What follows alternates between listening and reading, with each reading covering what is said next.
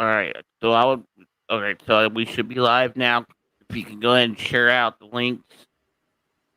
I will as soon as I'm finished typing up all the relevant hashtags. Okay. I just got the live notification on Facebook.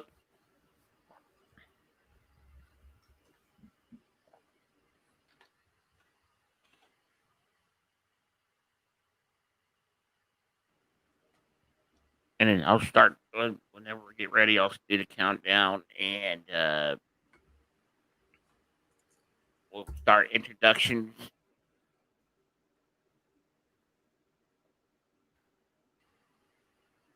Or you got to link. Hey.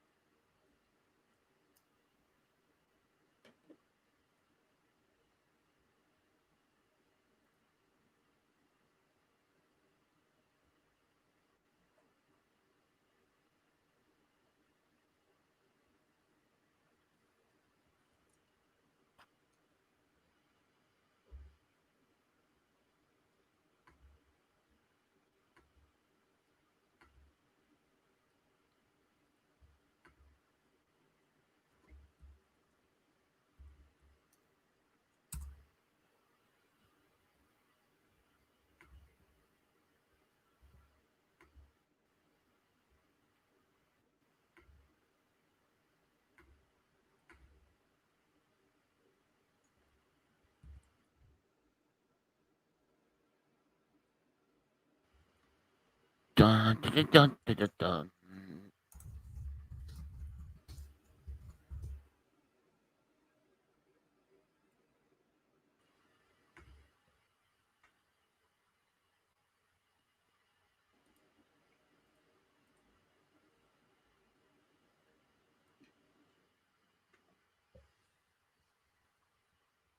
Pop, pop, pop, pop.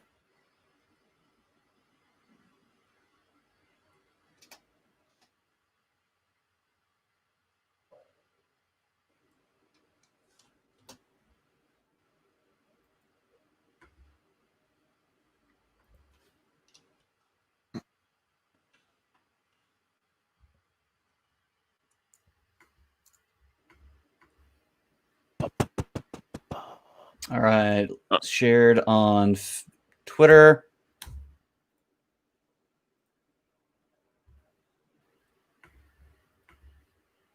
Yeah, we good? I'm not sure how to start a watch party. Is that the page or the group? I think that, okay. Yeah, share it into the group, and I think you got to click watch party. Gotcha. Okay. And then you just invite everybody in the group, which you should be able to do since you're an admin. Sorry, everybody, getting all the final setup going here. Let's see here. How do you want to handle Twitch? If you could share it to my. Don't go live on Twitch yet because I have to set that up as well. Okay, I don't know if I can actually go live on your account. So whatever You reason. have privileges. You did it before. I did. Yeah. Okay. Yeah, the week before I went to apocalypse mode. Okay. All right. So I got that set there. So hopefully it will let me go in. Oh, it'll automatically go live as soon as I click save changes. So I won't do that yet. All right. Shared to group. Okay, we're good to go there. You'll have to interact with your Twitch chat from your Twitch. Yeah, I'll bring it up so that I can do that. Okay. Since I'm doing it the bootleg way. All right, we're good. Nearly.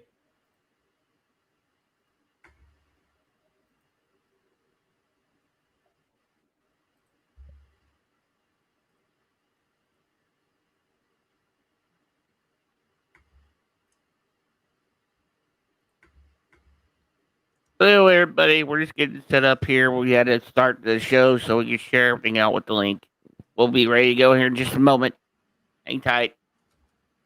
Once I got Twitch set up, we can hit. We're good. We'll be good to go.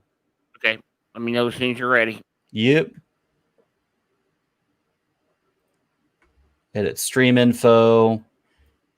Paste. Wrong one. Well, I got the stream info on here, so it should automatically paste over.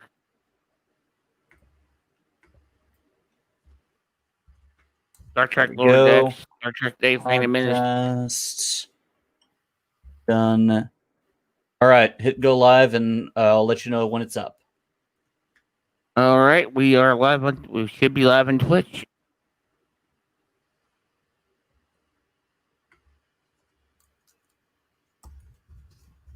And we are. Awesome. All right, and bring that down and.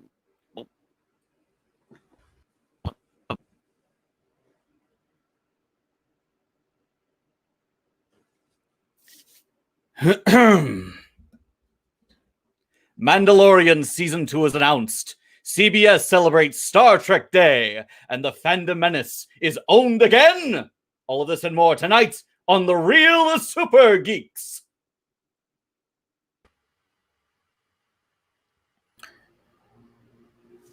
And here we are. Are we doing the intro? Where's our intro? Yeah. Where's the intro? The long-awaited intro. It. Prepare to fast forward. Preparing to fast forward. Fast forward. Fast forwarding, sir.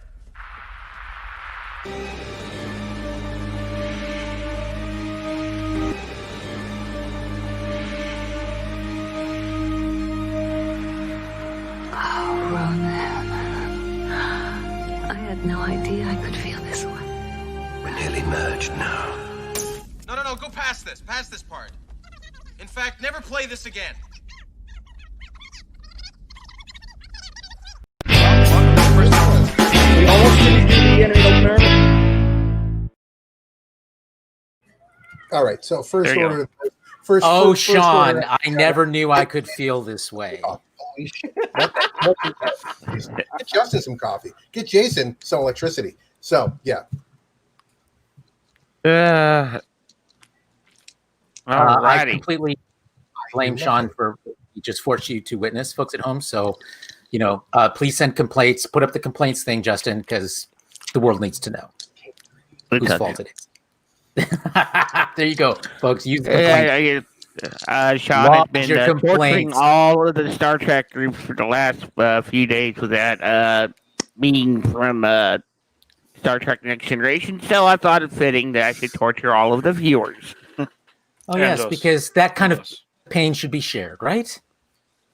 It's the love that counts. Is it? It is. It's not a family until you have a tragedy.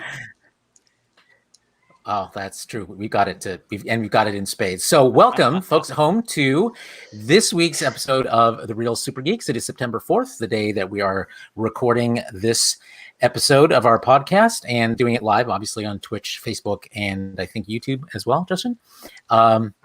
So we've got a lot to cover this week. Let's start out by introducing my fellow hosts for the show, starting out with the man that we can blame for what we just forced you to witness.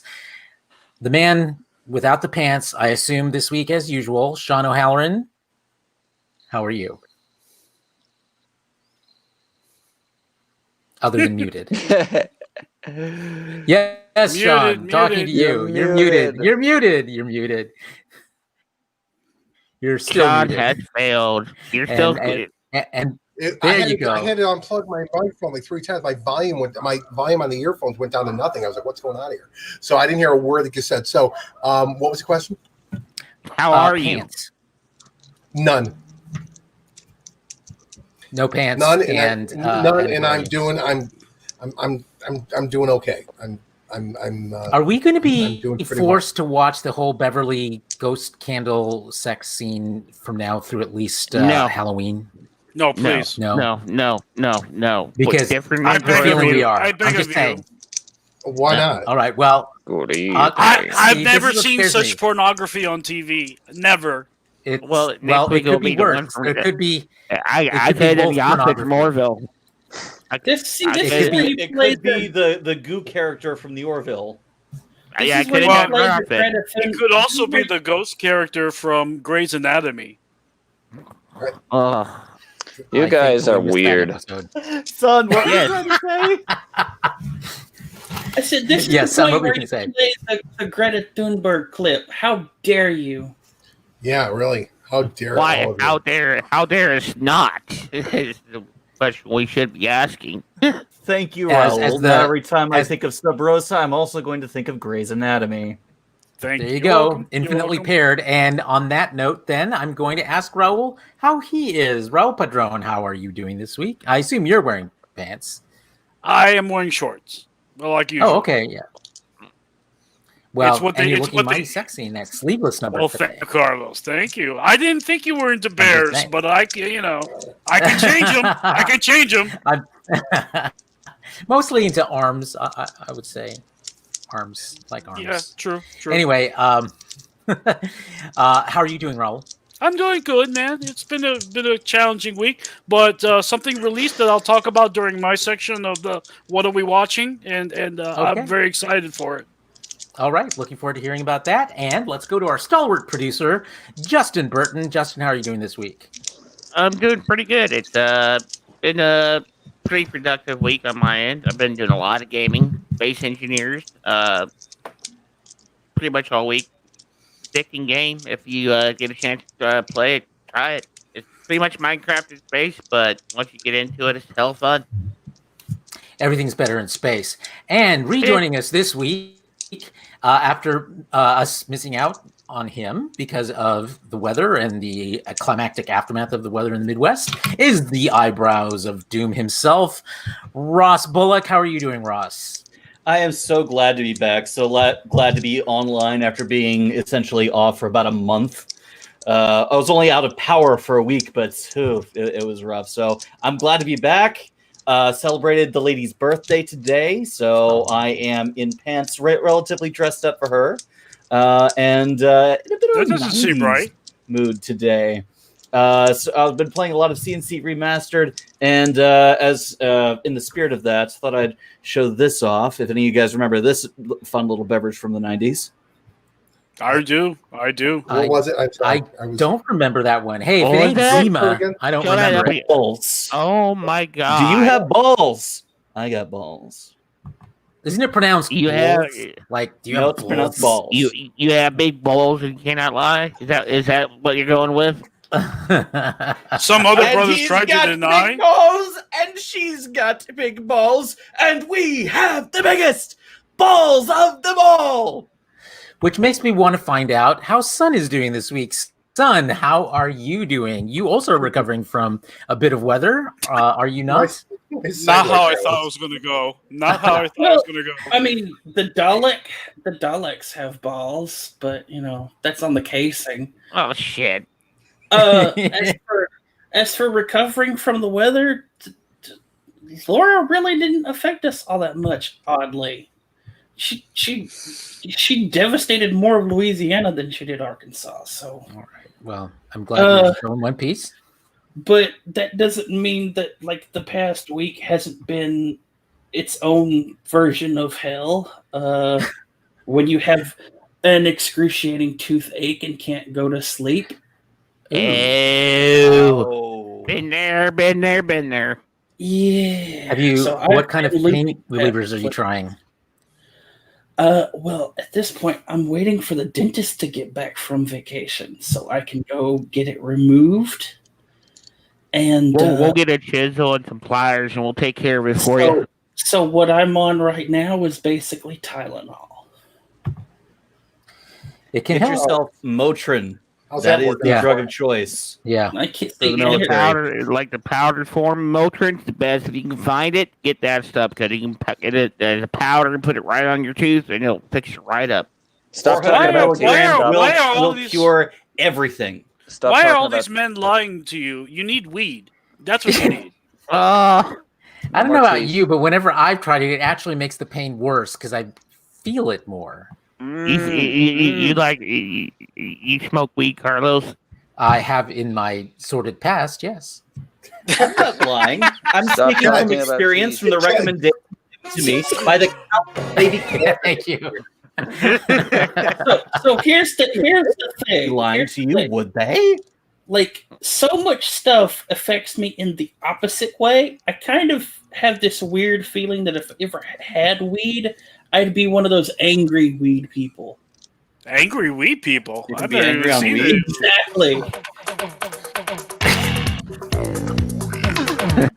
I'm more of a hungry weed person myself. I want to point out that Justin's reaction to Carlos mentioning that he has smoked weed in the past was typical of like a kid finding out that there's no Santa Claus. It was really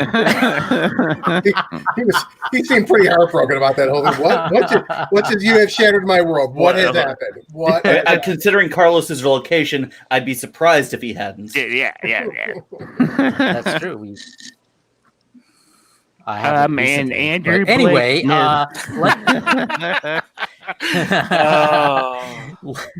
let's Rabbit holes. we should go to the other state known for its weed sales, and that would be Colorado. And our friend Travis Thrash Litton. Hi, Travis. Travis, how are you doing, and how are you surviving adminning the largest Star Trek Facebook group this week? Lots of drinking. I don't And drink. I'm Xanax. alcohol intolerant. Xanax. But I don't do drugs. Lots I of just masturbation. Lots of masturbation. Well, that's everybody. Okay, guys, Anyway. stop. You were really frustrating him. Just stop. We're breaking. Yes, go ahead, Travis. I am the Brad Boimler of this group. I swear to God.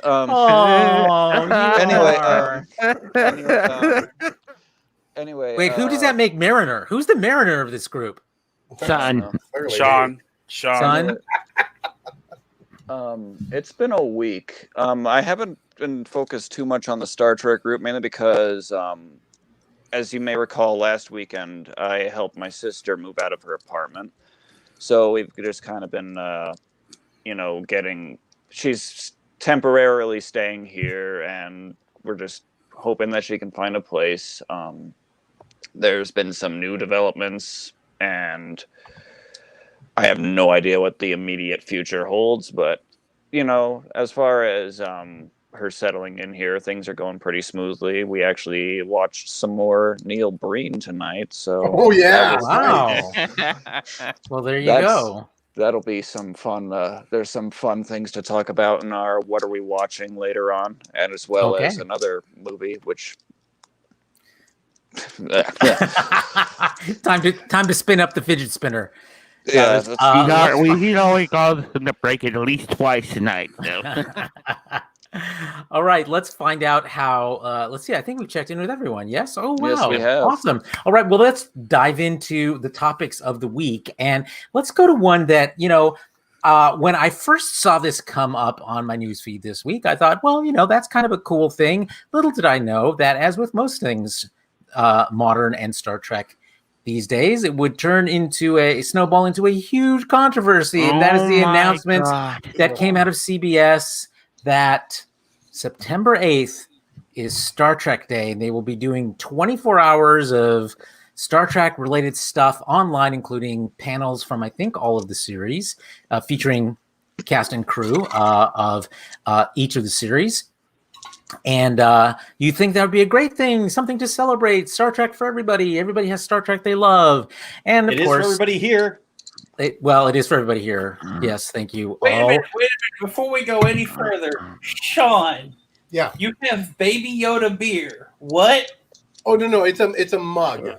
My daughter got it for me for Father's Day, along with the wonderful cake she did.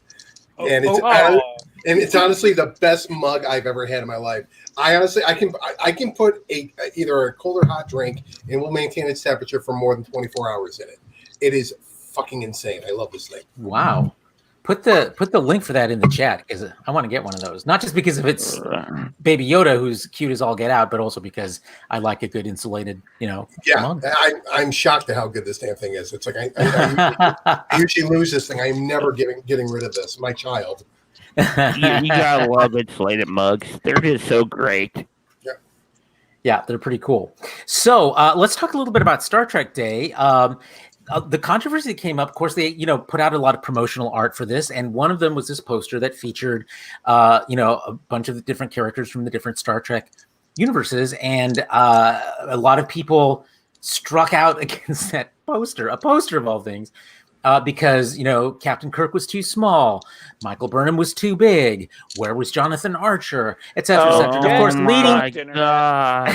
course, leading the pack was our friend and I guess resident curmudgeon Robert Meyer Burnett on his Robservations YouTube channel, and of course also on his Twitter, which actually got a lot of people accusing him of gatekeeping as usual on it. But first of all, what do you think about Star Trek Day? And secondly, what do you think about the controversy that has cropped up around it in the few days since it was announced? By the way, it is September 8th, which is, of course, will be the 53rd anniversary of... I believe it is the 54th. 50. Wow, how did that happen? 54th anniversary of the debut of Star Trek in 1966 with the episode Man Trap. So, who wants to start us off? Justin, I see you, so you start us off. What do you think of Star Trek Day, and what do you think of the controversy? Focus on you, Justin, by the way. Focus on you. Yeah, okay. There you go. The controversy is, of course, a bunch of people just wanting to find something to complain about. They should be happy we're getting a day at all. Yeah, it's all the complaints I've seen are silly. I mean, they have no merit. It's just why complain about it? Why? It's free content, right? It's free. There's no cost for it. Am I right? Yeah, I mean, why whine about something that's being celebrated about all of Star Trek? They're not excluding nothing. They're saying all Star Trek. There's nothing to be excluded. I mean, there's only so much room you can put on a poster like this anyways. I mean, what are you supposed to do? Make it larger? I mean, make it smaller? People are going to complain no matter what. They could have put a fucking dribble on this thing and they would have still complained. I probably would have complained about it. I complain because the animated series, the original animated series, is not represented. Whoa! Good. I'm with you, Ro. Time yeah, to we know walk. what we've seen on this, Sean. Mm-hmm. They could have found more room to fit other people on here. I mean, they didn't have to put 3 people from the original series on there. They could have put, peppered in more characters from the other shows, or they could have done like the animated series, or they could have done the noticeably absent the Kelvin movies. I mean, I prefer to focus on the people I'm glad they left off, namely Q. Yeah. You know how I feel about Q. Ross, where do you weigh in on Star Trek Day? I think this is awesome. They're doing a Star Trek celebration on the anniversary of its release, and they're doing it in a way that as many people can enjoy it as possible. That's a good thing, especially in an environment where Star Trek conventions are not happening and are not likely going to happen for the foreseeable future. So the fact that they're doing this, that CBS is putting this out there and doing it, shows their dedication to the property and their enthusiasm for engaging the fans. Mm-hmm. It's good marketing. It's good public relations, and it looks like it's going to be a lot of fun. I'm looking at the lineup right now for the people who are going to be there. Mika Burton, LeVar Burton's daughter, is going to be the host for most of these panels, and that's awesome. I loved her when she was on The No on Rooster Teeth, and she's been doing a lot of stuff with Critical Role, so she's awesome. Sonequa Martin Green, David Ajala. Will Wheaton is also hosting. I'm seeing a bunch of people from DS9. Only one cast member from TOS, which, well, they're George all pretty Takei, old now. right? Yeah, it's George Takei. Well, arguably he's the most cogent of the remaining cast.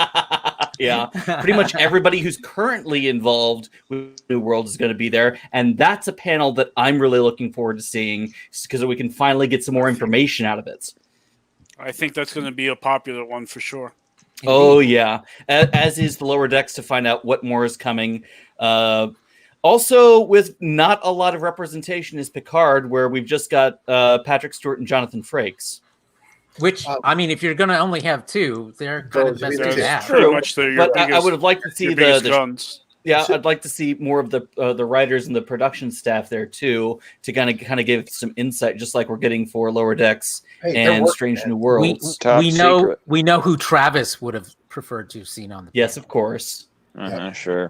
So I'm excited. I am blocking out all the negativity. I don't care what those people think. I care about what I think, and I care about what my friends think. I don't care what Meyer Burnett thinks. I really don't. He shared a poster of the thing and said everything wrong with Star Trek in one image. Literally, all of Star Trek is represented on this image. So, are you saying all of Star Trek is the problem with all of Star Trek? Shut up and let people enjoy stuff. Yeah, I have a couple of trains of thought on this. First and foremost, the poster itself, you have to consider what they're doing here, and that is the reason why Burnham and Picard are the two most prominent. It's because those are the two active series currently being shown on CBS All Access. This is a duh thing, okay? I mean, during the '90s, it would have been the same thing. Like you would see on a poster at a convention, you would see the the prominent series at the time that are being aired. That just makes sense. September 8th being Star Trek Day is not a new thing, okay? What is particularly new, though, is the promotion of it by CBS. This is unprecedented. Usually it's not like May the 4th where you've got events everywhere and things are going on and CBS is making a big deal about it. It's never been like that. It gets a brief mention on StarTrek.com, and the rest of the excitement is generated by fans on social media, and that's it. Okay, they're going above and beyond to market this, which tells Twitter added a whole bunch of Star Trek emoticons to the service just because this makes total sense. This all has to do with them, with obviously Alex Kurtzman has been fired, so they need to pretend that it's really popular right now. So, but no, this is about made me choke. Yep, I'm good. I'm good. I'm good like that. And of course, I'm good like that. Sean, you also forgot that not only is Kurtzman fired, but all of the shows have been canceled more than 5 times. Right, which internally canceled, you guys. Yes, which explains why they're trying to, because this is again a matter of the sunk cost fallacy. We're going to spend this kind of money into promoting something that's already dead, which is of course ridiculous. The reality of it is that they are not if you're making Axanar. Well, that's true. It's never been. The sunk cost fallacy is alive and well, and the real shame is that we don't have Alec Peters on that poster. So, but I will gouge my eyes out. Yeah. So this is really, it says something about the parent company CBS, their investment into this franchise, that this is a promotional campaign blitz is what this is, and I've never seen them do this before, and it's really very, very, it's exciting. There's going to be stuff going on shout.com, Shout Network all day. There's going to be a whole bunch of documentaries and things like that. You're going to see there, I think, if I recall correctly, on Shout TV, they're actually, if I saw the list correct, if I read it correctly, if I recall correctly here, the Deep Space Nine documentary is going to be They will be. They will be. Yep. Oh, that's cool. Shell Factory. And if you have not seen that yet, it is not only amazing, but of course, there's a ton with the late Aaron Eisenberg in it. And I don't want to spoil things for anyone, because what's the arc of this entire documentary is that the writers, Ron Moore and a bunch of other great writers for the show, are sitting around and they're storyboarding. They're writing out on a whiteboard the season 8 hypothetical premiere of what Deep Space Nine would have looked like, and they come up, and of course, watching these geniuses just throw all these great ideas against the wall here, and it's so much fun. But the other side of this too that I love, and this is just me really hoping really, really bad, is that it will be the first time that people are going to see what Deep Space Nine can look like with a 1080p visual upgrade. Oh man, our friend Andrew Blake Smith threw this comment in chat. We need a Star Trek holiday special. No. We had it. It's called Tapestry. And technically Generations. Yeah, that's true. I'd like to say something real quick. I think the CBS. Actually, if I can throw in, oh no, wait, you're right, Generations. Yeah, that's right. Yeah, go ahead, Ro. Rob, before you go on, just the last thing I want to say is like what I'm hoping for is that there is so much excitement about seeing Deep Space Nine in this glorious remastered format that there is fans rising up for something that's truly worthwhile, and that is to get a Blu-ray release of Deep Space Nine. I can dream. I can dream. I know exactly. Yeah, it's not We going to happen. want a Blu-ray release of DS9. Make it happen, people.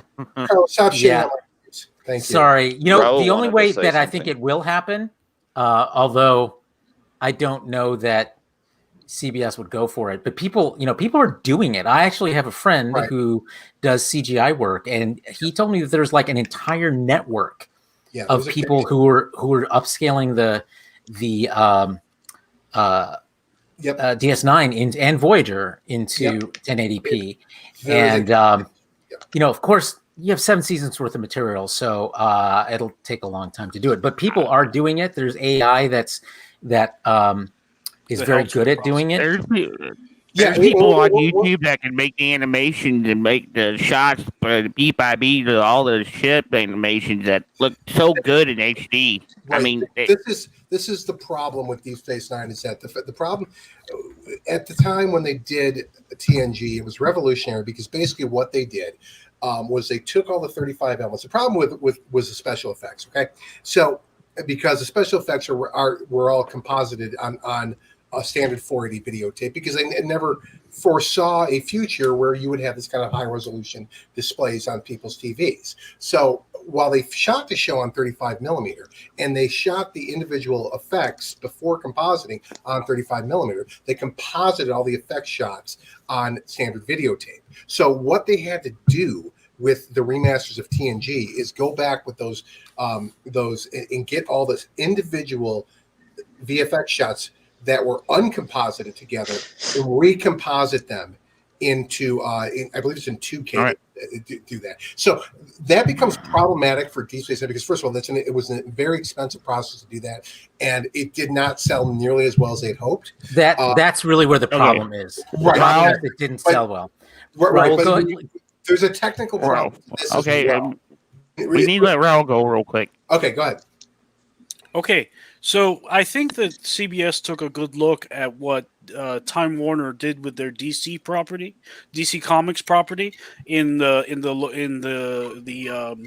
panels they had and the shows they had online, the convention, and I think they liked what they saw. It really branded DC as something serious, even though they had just cut all of their comics line to nothing.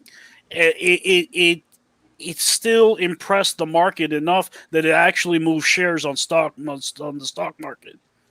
Yeah, it was actually, I think you're right, a brilliant move given the PR hit they took just days before.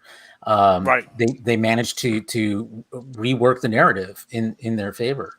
And so I think CBS is really looking at that and gonna and the effects of Mayday, how Mayday Star Wars is comparatively its biggest competitor, and they needed to have their own Mayday, and I think this is part of the branding. The May the 4th, yeah, I agree. Yeah. Quick side note: did we get any more information on what happened with DC as far as their publishing side, or the before or after Fandom?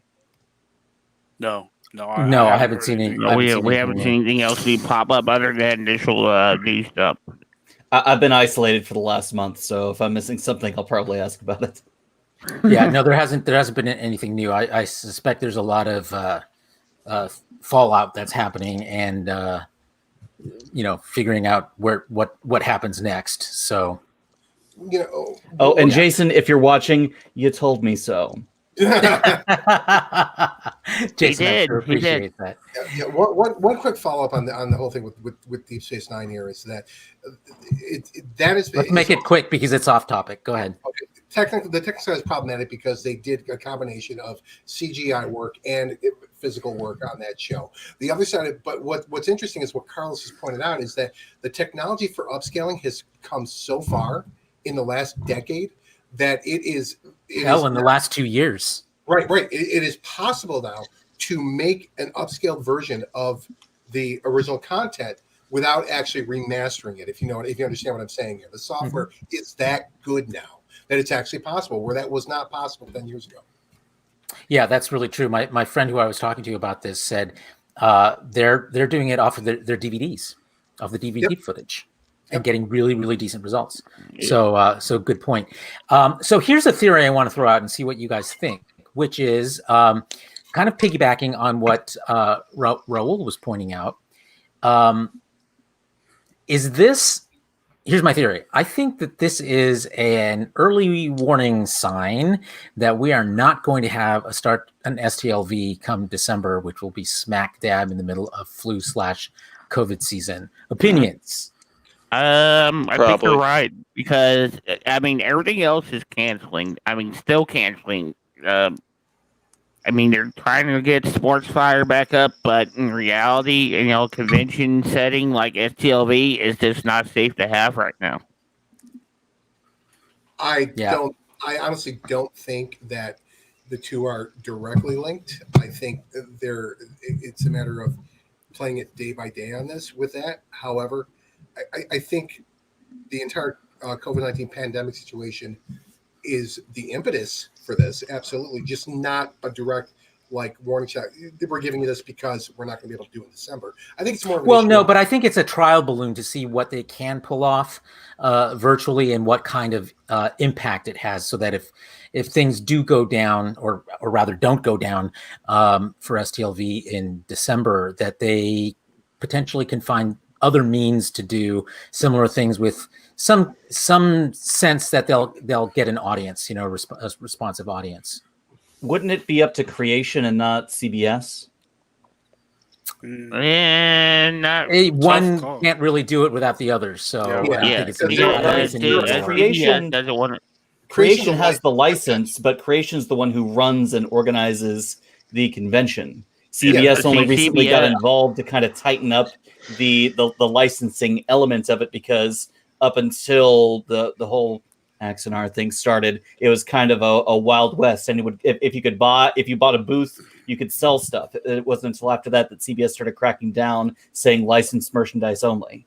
Well, because that's the whole thing. CBS holds the license. You'd be like, look, we don't want you to have this convention because we don't think it's safe for any of the actors. We don't want none of the actors present. Do not hold this convention, or you'll take your license, and they would have to shut it down. Yeah, I mean, I agree with Justin on this. I think at the end of the day, Creation has to bow to the wishes of CBS is what it comes down to. That's really what it comes down to.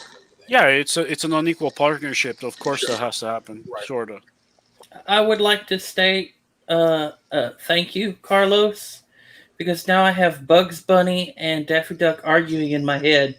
COVID season, voting season, COVID season, voting season. COVID season, flu season. Yeah, it could be. It's going to be a very interesting rest of 2020, folks. Get out your bingo cards. I just want this year to get over with. I just want 2021 to get here. I'm so over this year already. I'm still going for the meteor. I don't know about you guys. By the way, welcome to level 9 of Jumanji. Well, I'm glad we're still in a place where we can find humor to mine out of this situation. I mean, it's either humor or it's the only way to stay sane. I mean, it's either humor or fucking depression and balled up in a corner and crying. You gotta laugh and keep going. I just did that before coming in, so I'm all cried out. But I mean, this is again part of the reason why it's so nice for us all to be able to join each other once a week to decompress like this without question. I don't care who the fuck's watching. I'm just we're hanging out. We do care about you folks at home. So, for my 2 cents on this whole thing, I didn't know this was a thing until tonight, and I didn't know there was a controversy until just now. So there's a controversy about everything now. Can you really call it a controversy? A couple assholes. We get a gong? Is it a gong? So that was a gong, I think, thanks to Justin.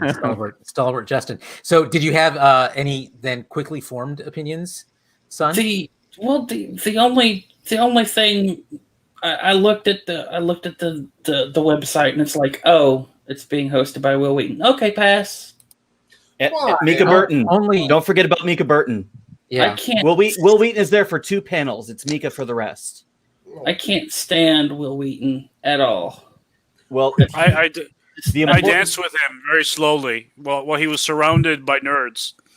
So and me, I guess I was one of the nerds. You're one of the nerds, yeah. all the important ones are being hosted by Mika. Okay. So there you go. So maybe there's Strange hope. New World is Mika. Complaints. Lower Decks is Mika. It would Picard be is great Will if Will Wheaton. It would be great if Will Wheaton writes a complaint about my dancing, which I would too. Really, we pity him for you on your behalf. Okay, let's move on to the next Star Trek topic of good news / controversy, which was the news that trans and non-binary characters are going to be added to the cast of Star Trek Discovery in season 3, which is set to premiere in 45 days, folks. That's pretty dang close. It's like basically tomorrow. So lots of good news there. Obviously, a more diverse cast, and of course, the attendant reaction from people who think that that's a bad thing. I've hated Twitter this week. I've hated Twitter so hard. You're following the wrong people, Justin. When have you liked Twitter? It's just people mentioning and dragging and posting about others being assets, and then you get sucked into it because they're like, "Oh no, they did not just say that." You're following the wrong people. Apparently, yeah, I'm going to be with Ross on this one. Apart from just a few, and Rob Bernard is one of them. I typically stay away from those negative people. I mean, I like actually hearing Rob's opinion, even though I often disagree with it, just because he at least is able to. Let me finish. He is at least able to put it into, rational words, even if I disagree with the words. Without getting mad. Yeah. That's what I like. That's one thing I like about Rob is you can have a heated discussion with him, and he'll never get pissed at you. He'll never call you names, and he'll be rational about it the whole time. Look, when Rob's not talking about this shit, the other things that Rob talks about are pretty insightful and pretty entertaining. Okay, yeah, that's true. You really have to compartmentalize with Rob. I mean, you really need to. So, and I'd like to recommend that if you are going to follow someone on Twitter, you should be following Carlos Pedraza, because, spoiler alert, from what I can tell, he is escalating his attacks on David O'Neill, which is you're fat, David. It's coming, man. You bitch. Yep, there it comes. Yep, I'm moving on to new platforms to attack David O'Neill. So follow me on Instagram too. Is all I'm saying. Sounds vicious, like two puppies attacking each other. What? Okay. One comment about the two actors they chose. My God, do they have to be so young? I feel so old looking at them. I know. Oh my God, it sucks. They look great. They're attractive people, but I just can't. I can't stand it. They're a reminder of our mortality. I don't like that. Oh, Sean, stop it! Stop it! Don't name. They say time is the fire in which we burn. Yes. Quiet you. But interestingly, I thought it was interesting that the species they chose for this was the Trill, which in a lot of ways makes sense. Makes sense. Yes, it does. I mean. Now, is this an unjoined Trill? I don't know what they call them. I forgot. They have a name for them. No, unjoins and joined. Unjoined. Yeah. Unjoined. Are they unjoined Trill or joined Trill? They're supposed to be joined. What I've heard. I didn't hear that, but it makes sense if they're going to explore that it'd be a joined Trill. Because Trill exists as both. Well. Travis has been drinking. It's fine. Drinking. Soda. Yeah, my regular assistant apparently bailed on me. I have to go to the second string here with Harrison. So. Oh boy. Well, thank God Harrison's there. Thank God. Pretty soon we'll have Harrison, and Sean will just be swimming in the pool in the background. Yeah, I gotta be able to figure that out. I'm getting a new computer, and I'm hoping to be able to do that. To just be doing the whole show from the. We need to do the kids the geek kids. Super Tots. Yeah, Hayden will not stop about that. That's gotta happen. That has to happen. Yeah. Okay. I want to say that reading the Variety article, it's interesting how Variety sets up one thing and then completely debunks what it just said. Yeah, that's Variety. That's Variety. That's how they roll. That's how they roll. Friday, it's very often. It's like 5 people wrote the same article and they didn't talk to each other. It's very true. Like the first paragraph is in a first for the Star Trek franchise. Characters who are gender non-binary and transgender will appear on the 3rd season of Star Trek Discovery. Now, granted, that's technically true because nobody's seen the 3rd season of Star Trek Discovery yet. But the fact is, there have been gender non-binary and transgender characters in Star Trek. Mm-hmm. Right. Yep, but they've never been a main cast member before. I've heard this argument too. Everybody's like, yeah, but say cast member. Okay, but Like, you know what? it doesn't say crew member. Well, It just says in a first for Star Trek, they will appear. Yeah, right. yeah, You know okay. what? They didn't say character. They said cast member, which means an ongoing character, not I'm going a to point out. one-off. I'm going to point out that I'm going to guess that they are not as versed in the series as the rest of us are either. Bingo. Because a lot of people aren't. It's like, oh, look, Star Trek's doing this thing. We're talking 700 plus episodes and 14 movies. 13 movies. I feel the same way when people talk about the comic movies and comic properties. Oh, that reminds me actually of something, just jumping back to one of our earlier topics for just a second, because I want to see if anybody has any thoughts on this. Justin, you actually pointed this out just before we went on the air, which is conveniently missing from Star Trek Day is any mention of the Kelvin verse. Thoughts? Because it's Paramount. Because it's Paramount. Well, they're all one company now. Yeah, it's all one company. Are they? Are they completely owned by the same entity? Yeah. Okay. CBS Viacom. Yep, they remerged about what? It's a shame. That's why It's a real shame because I'm a big fan of the Kelvin universe. I really enjoyed the movies. I hope a 4th movie is going to be made in one form or another, or maybe we'll see some spin-off of the Kelvin universe into its own TV series or something like that. Multiverses are the big thing in popular fiction right now. That's where DC's going. Marvel's kind of doing it. So I don't see any reason why Star Trek couldn't keep the Kelvin universe and keep it going in its own ongoing story. While my power was out, I read the latest Kelvin universe novel by David Mack. Liked it a lot. Oh, it's David Mack. Maybe it's just the person they just don't want to associate with J.J. Abrams anymore. That could be it. No, I don't think that's the case. I think it's very simple. I think they're focusing on the Star Trek. Their TV properties. Exactly, TV properties. Well, and also the properties that aren't, moribund. The Kelvinverse right now, the movies are basically on pause. They're on hold. They haven't been successful enough to be greenlit, even though there was some news, I guess, this week that Chris Pine came out and said he really wants to do a 4th Star Trek movie. So it could also be that these everyone who's involved in Star Trek right now is Star Trek that's currently being made, and all they couldn't get anyone from the Kelvin universe movies to appear for these because they're all busy with work. Nobody's busy with work right now. We're in a pandemic. Nobody's working. People are still working. Kevin Patterson just got COVID from working. Robert Patterson. And we're touching on that today. Yeah, we're talking. I mean, look, Atlanta just opened up for business. They're shooting in Canada. So I mean, it's not, the industry isn't completely dead. So no, it's true, but at the same time, it's not. You're not in a normal time where people are busy. You're talking about a Friday, Anyway, it's a Tuesday. Star Trek Day's on Tuesday, and Bill Allen. I was thinking about our shows on a Friday.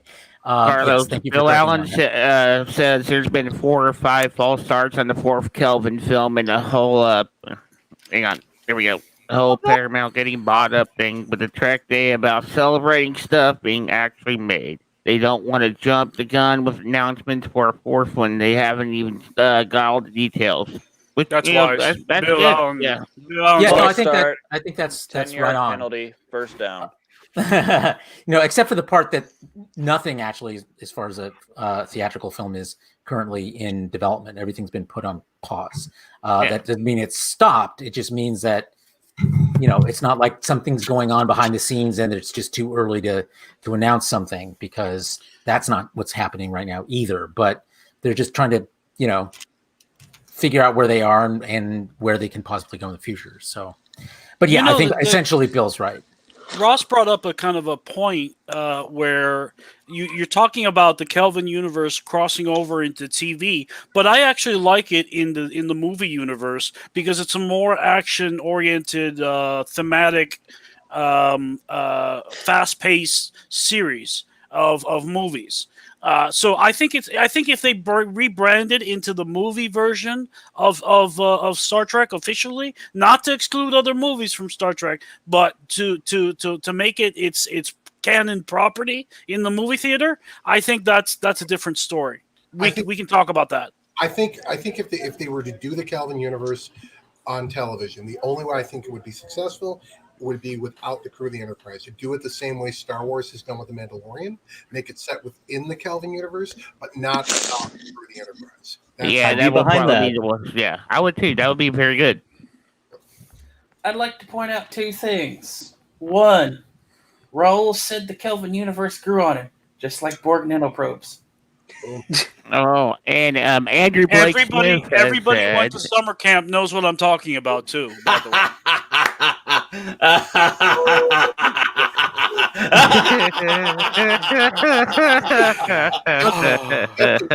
Cue the sick burn gif. We need that. Ouch. Ooh, Andrew. The nose knows. So point two. Chris Pine said he wanted to do another Star Trek. I thought he didn't like doing cerebral. Well, those films aren't really that cerebral. Yeah, they're not really. Just Typical Star Trek movies aren't. Chris Pine. The third movie was a little more cerebral, but not. The first not movie anything. was cerebral, but it sucked. You thought the first movie sucked? I thought it was Yes, great. the first movie sucks. No, totally disagree with you on that one. You're a discussion fired. for another time. Fired. No, he's entitled to his painfully and tragically wrong, incorrect opinion. Oh, shut up. Okay, so thank you for your thoughts on that. Let's go to another big story of the week, which came out of nowhere. It's a little bit of a surprise, but really interesting. As we have talked about many times before, about the folks we like to call the Dark Circle or the Fandom Menace, who are well known for their unsourced or anonymously sourced rumors about Star Trek, Star Wars, etc. There had been some previous instances where a false rumor had been planted on 4chan, and they took it and ran with it and claimed that it was actually true, when it was clear from looking at the actual 4chan post that it was a troll, that they were being fooled. And despite having been burned once, news came out this week from our friend Kowalski on his YouTube channel that he actually went even further by planting several rumors over months of time. His thesis, of course, being that if you say it enough times over a long enough period of time, that Doomcock and his ilk assume that it must be true, and then they will pluck that rumor out and then claim that their other sources corroborate the rumor, and then they go with it. And it turns out that there were several stories that Kowalski planted on 4chan that were completely and utterly made up, and Doomcock and the others fell for it. Mecha Random, my favorite, went with the rumors and stated that they had other sources who corroborated it, and then went on expounding on how terrible it was for Star Trek, etc. Which leading to my favorite, proof that these people don't know how the industry works. Comment, which is the use of the term internally canceled, which what the hell does that mean? You're either canceled or you're not canceled. It's like, Sean, I've internally canceled you, but externally you're fine. You're okay. You're okay, Sean. Is this specifically why Alex Kurtzman keeps getting fired? Yeah, it's exactly why he keeps getting fired. Quick note, Carlos. That's the Dark Circles, the Fandom Menaces principle, that if people hear it enough, they'll assume it's true. Yep. That he was exploiting that idea in order to get to them.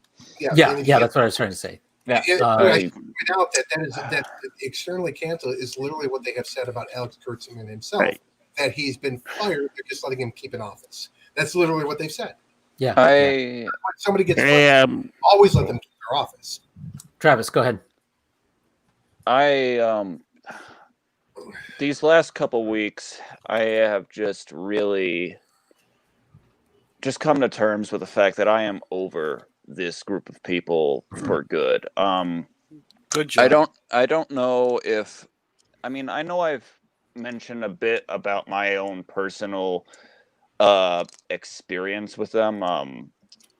As the admin, as one of the admins of the big Star Trek group, we actually a year or two ago made the decision to bar their content from the group because it was problematic and users got very upset when people would share those videos, and it just became more trouble than it was worth. I actually wrote out the little announcement for this decision, and Doomcock actually kind of threw some jabs at me and the other admins, and I had some people coming at me in the private messages, and it's kind of stuck with me. I have done my best to distance myself from it, but with everything that I'm seeing that Kowalski is doing to just expose these guys for who they are, and just all this behavior that I've seen from them since our barring from them, I have just said to myself, I have every right to be angry with these guys, but I can't find it in myself to really just be oh, or anything like that. The only thing I really have to say to them, to all of them, is that I hope you never enjoy another episode of Star Trek again. Not because I want you to be successful at what you're doing. You just don't deserve to. You really don't. Get fucked. Live long and prosper. Sarcastic. I hope all their dicks fall off, including Mecha Random. But by the way, okay. There you go. Complaint to realsupergeeks.com. Rob Burnett is chimed in our chat. He says Star Trek 2009 was the most moronic villain in the history of science fiction. Hi, Rob. Hi, Rob. I will have to disagree with you there. I think we know who Sean would say is the most horrific villain. Without 2009, we would not have any more Star Trek today. And that's the fact. Star Trek 2009 revived Star Trek. And we have new Star Trek because of that movie.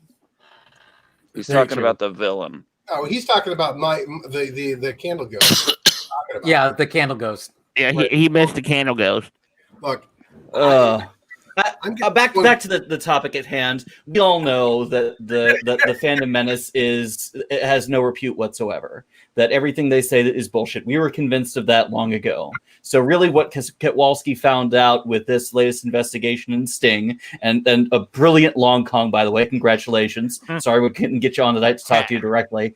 But yeah, we're hoping to get him on it at some point soon. So if anything, the purpose of this thing was to try and convince anyone else who was kind of on the fence, or who at least had something of an open mind, who do follow these guys, that they're full of shit, that they're just making stuff up to inflate their own sense of self-importance and hold some form of ownership over Star Trek that they're not entitled to. We don't own Star Trek. It's owned by CBS. We own our fandom. We own our own personal love for the series, warts and all.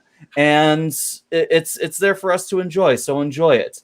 I've moved on really caring about these people, and I feel nothing but a great swell of pity for them. Here's the thing, and you hit the nail right on the head, Ross. I mean, okay, we're entitled not to like something. I mean, that's all right to like and dislike whatever the hell we damn well choose. It's not okay to jam your opinion down someone else's throat and say you should not like it because I don't like it. That's not cool.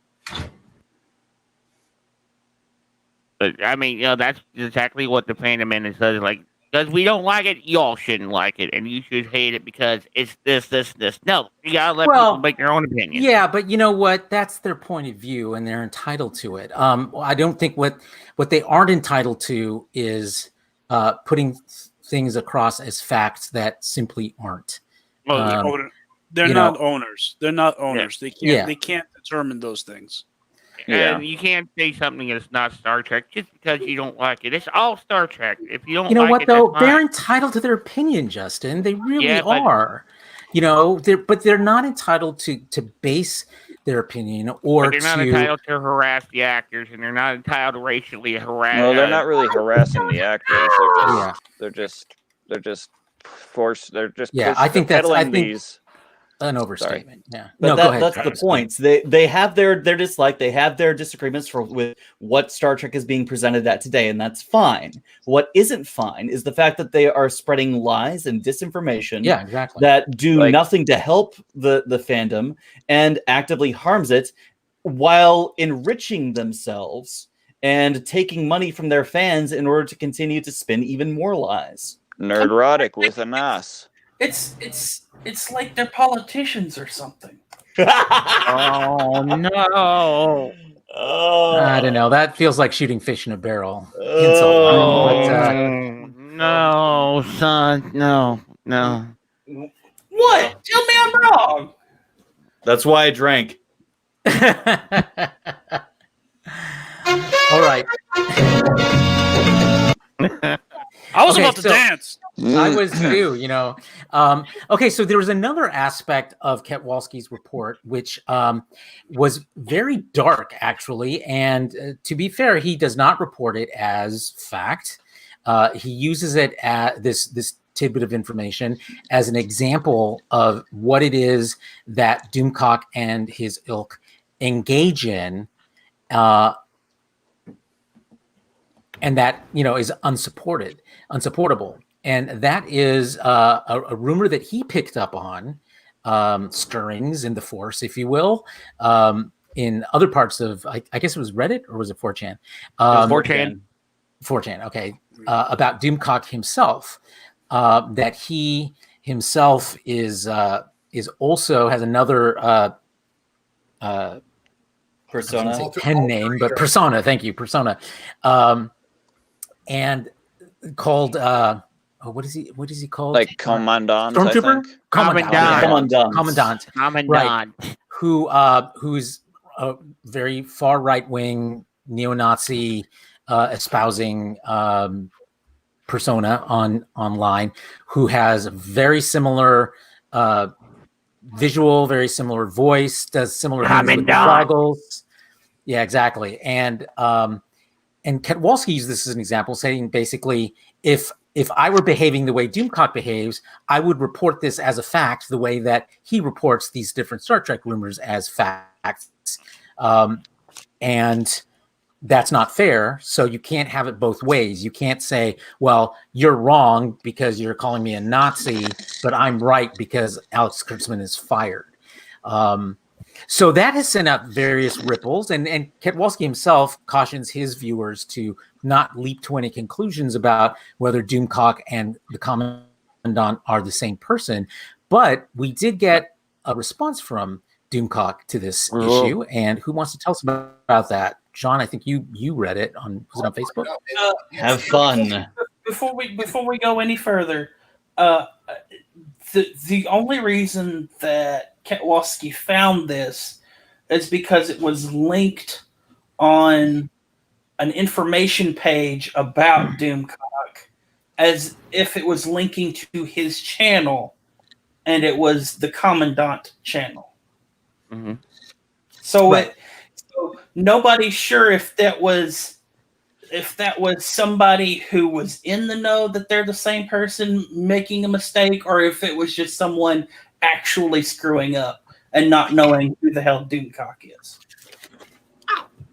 Right. So, I mean, you should check out the similarities, and they're striking between the two. But again, Same nothing gist. concluded. Sean, I mean, What's of particular note, Justin, if you could share the image that I sent to you, great.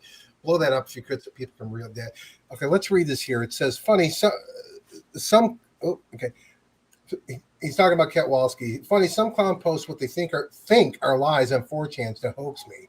I run it by my guys who say it's fairly accurate. I make a vid about it as a rumor, get over 1,000 new subs and all that ad revenue, and they say, gotcha, thanks, loser, appreciate the subs and cash. Ha ha ha, hashtag. Okay, so of course, the funniest part of that is, of course, the fact that his response to the video is that Kowalski just guessed right, which is the funniest fucking shit of all time.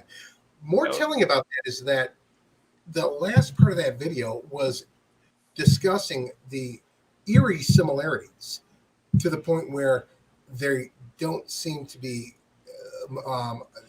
what's the word, a coincidence of this Nazi personality, this Nazi alter ego, and he doesn't even address that. I mean, look, I'd be far more concerned if I was being called a Nazi and it wasn't true. Oh, I would be pissed. Than if somebody was tricking me on 4chan to publish false Star Trek rumors. I mean,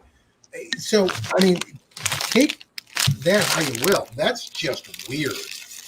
I mean, I guess it's worth saying that when a journalist called him out for ranting about anti-SJW,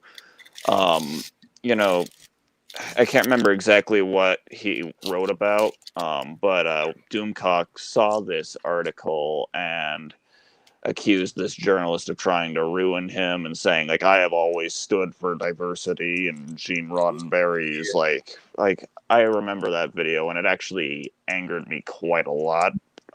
But I mean, just that's the reality. That's the lie of his. I mean, this is a typical tactic of the alt-right. He's updated his little comment thing. Doomcock did. Hang on. Oh, what did he say? Hang on. I mean, fuck. I gotta say this one more time. Why? Yeah. For God's sake, that mask is just atrocious. It looked like a damn urinal. Why do you present yourself like that and expect to be taken seriously? Doomcock, are you serious? Well, unfortunately, people do. I want to point this out about the You're still not addressing the Nazi thing. At this point, I'm with Raul here. Let's just take a nap over the whole fucking thing. This shit is boring. This shit is absolutely and utterly boring. Do you know why Doomcock gets traction and those people get traction? It's because the fandom fucking freaks out over them. I totally disagree. I totally disagree. All you have to do is read other websites, and there's a growing number of them that are citing Doomcock as a source. That's the real danger here. It's not that you and I and the other people here are getting worked up over stuff Doomcock is saying. Is that there are enough other people out there? Yeah, welcome to problems with modern media in general. Yeah, but that's not you don't deal with it by sticking your head in the sand over it. You have to confront it. Right. Yeah, and I want to point out again. I've been trying to say this, that this is a typical tactic of the alt-right to claim that they're all about diversity, and that they're all about people being equal, and then when their behavior exhibits exactly the opposite of that, which is exactly the tactic of Doomcock. I mean, he has gone on rant after rant after rant about SJWs, about diversity and everything else, and now he expected people to believe that, in his whining little video he did, I have always been for diversity. Yada yada yada, going on and on, whining about it. And again, typical tactic. This is what they do. So take away my good name. I And don't. by my good name, I mean Doomcock. I don't think it's sticking my head in the sand to take control of my fandom by not engaging in stupid bullshit content. And no one's requiring you to. I'm saying that to make the proclamation that it's boring and the rest of us should do the same thing is an overreach. You're entitled to do whatever you want. I mean, so I'm done with this. Yeah. I will say fair enough. All over it. Fuck Doomcock. Fuck him. Hopefully what Ketwalski has uncovered here will convince a few more that these guys are bullshit, and we can finally sweep them under the dustbin of irrelevance where they belong. We can dream. Where they can sit and burn for all fucking eternity, because fuck every single one of the Phantom Menace. Y'all can burn in hell where you belong. Next topic. I don't know about that. But... Oh my god! Oh jeez. Okay. All right. Ad hominems aside, we move to the next topic. And that is our weekly review in our Lowered Expectations segment of the latest episode 5 of Lower Decks, Star Trek Lower Decks. And it was an episode about love and blowing up moons. And parasites. And parasites, yes. Some would say the same thing. Called Cupid's Errant Arrow. And it, of course, was, as usual, rife with Easter eggs. And I know Sean is ready with his list to enumerate them for us. But it was a really interesting episode, I think, as Lower Decks is evolving into this series that has kind of like, it's a metatextual series, I think. It is, as much as it is about its own stories, its own characters, its own adventures, it is also serving as this sort of like running commentary on what Star Trek means and the implications of things that we have seen in Star Trek for a half a century that haven't really been explored, and that has this whole other level of appreciation that this show, for me anyway, has added. The whole idea of, for example, the theme in this episode about what it's like to serve on the Enterprise. And, we're always, taught to think that, serving on the Enterprise is like the pinnacle of a Starfleet officer's career. And as we find out from some of the people on the Cerritos and on its sister ship, the Vancouver, which is apparently a hoity-toity, top of the line starship as well, like the Enterprise, it's a lot of pressure. It's super to stressful serve on those and kinds epic. of ships where Super stressful. And epic. yeah, super stressful and epic. So that was an interesting, I thought, theme in this episode as we saw it play out with Tendi and Rutherford. Other big things that struck you in this episode for you? Oh yes, the Olympic class vessel at DS9, and a little look back at the Nemesis era costumes or uniforms, which kind of look interesting in animated format, I thought. Yeah, there they are. They're missing the texture details on the uniforms themselves. Now it's worth noting with this image, like, and my God, that hair. It's worth that glorious hair. It's worth noting in this image right here that they're talking about the events that take place in the Next Generation episode Descent. Yes. And yet, like, I'm willing to write this off as like, oh, they're probably just hearing about it like a couple years after it happened. But I mean, the events of Descent happened quite a bit before those uniforms ever got those uniforms ever got issued to any Starfleet officer. Yeah. Well, we can chalk it up to where stuff stays probably will stay classified like that, because that was a big event with the board and everything. They talked about that in the present tense, as if that was a thing that had just happened. And that was my issue with this, with that too. It's it's a silly continuity issue. It's not just the uniforms that are a problem with that. Is that they did not have they didn't run Deep Space Nine at that point. It was a Cardassian space station at that point. Okay, that's Well, they're not even on the station itself. It looks like they're probably on the ship because that's not Quark Spar. That's nowhere on DS9. I don't. And the background was very Nemesis era. Yeah. I mean, it was the timing on that did not work. That was that's a continuity issue. But I'm willing to chalk it up as I don't give a shit. I'm willing to chalk on it. I'm willing to chalk it up as just something that they just happened to hear recently. They didn't have. It's not. I'm willing to bet that Starfleet doesn't get a newsletter on this week on the Enterprise. But, Can we talk about how much the Parliament class looks like it should be a Star Trek Online ship? I love that ship. That is my new favorite ship. I love the underslung nacelles, the deflector pod in the middle. The Vancouver is freaking awesome. I want one so bad. It kind of looks like. Hang on here, let me pull up a screen of it. There we go. It kind of almost looks like they're taking design aesthetics from the Titan. You know what it looks like? I think that looks like what people when they first saw the Cerritos. That's what they wanted it to look like, instead of the kind of stilty, awkward-looking Cerritos that we have. This is what they'd see if the Cerritos was elegant and lined like people imagine a hero ship should be. Yeah, one of the things I love about the ship names on this show is that there are these sly little digs at, of course it's called the Cerritos or the Merced. These are all small podunk, towns in California, whereas the Vancouver is one of the great cities on the West Coast. Right. So pay attention to the ship names because they tell you a lot about, what kind of ship it is, what kind of where it fits in Starfleet hierarchy. Shit, when the Victorville comes out, that's going to be a shit show. Or the Barstow, Texas. And the shuttles on the Vancouver are named after neighborhoods in the city. Damn it! You beat me to I did not even notice that. Screw you, Ross. I looked it up too. God. I told you. Reddit's the place to go.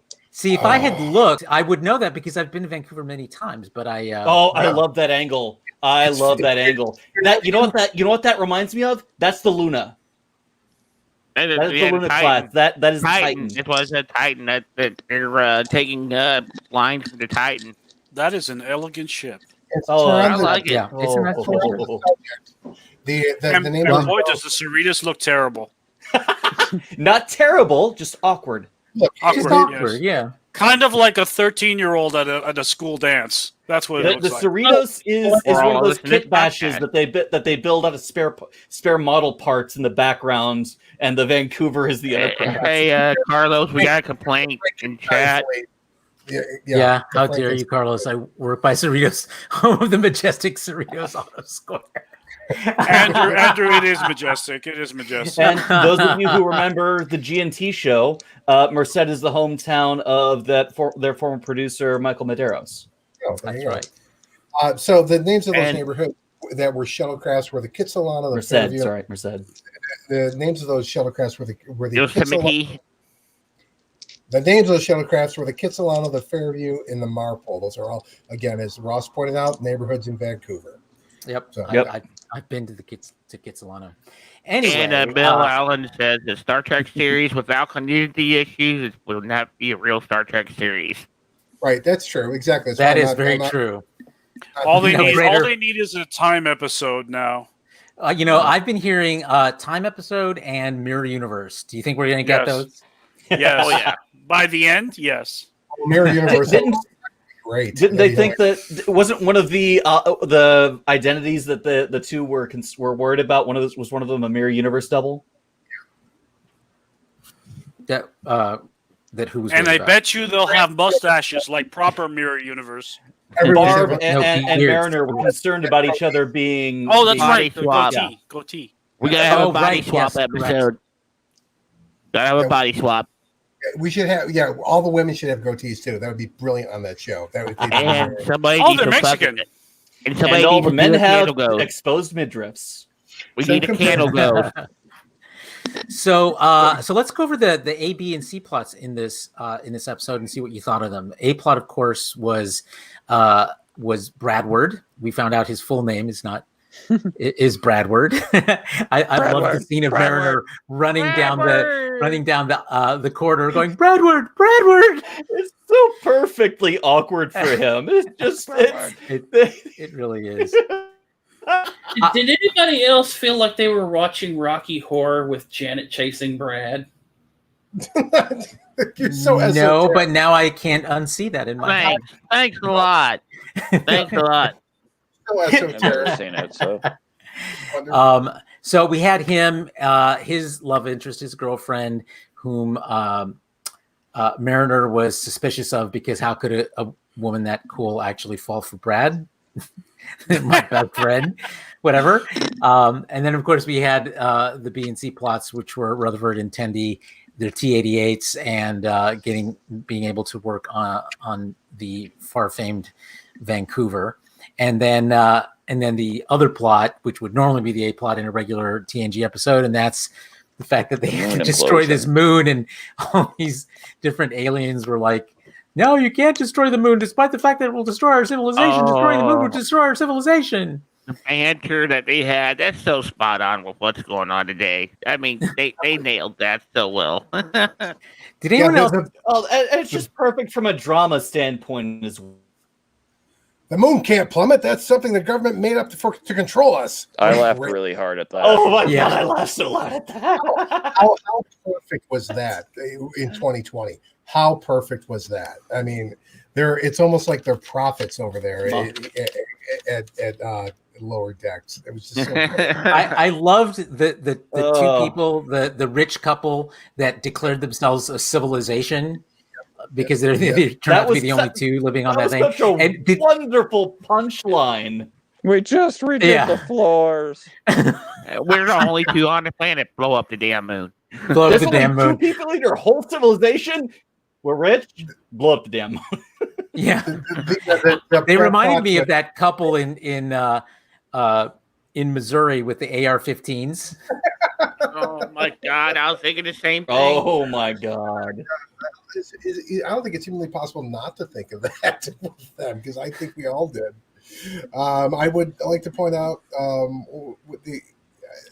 this isn't it's an Easter egg, but I'm bringing it up now before I go into my list because it's actually really funny when you look at it in the context of the entire episode.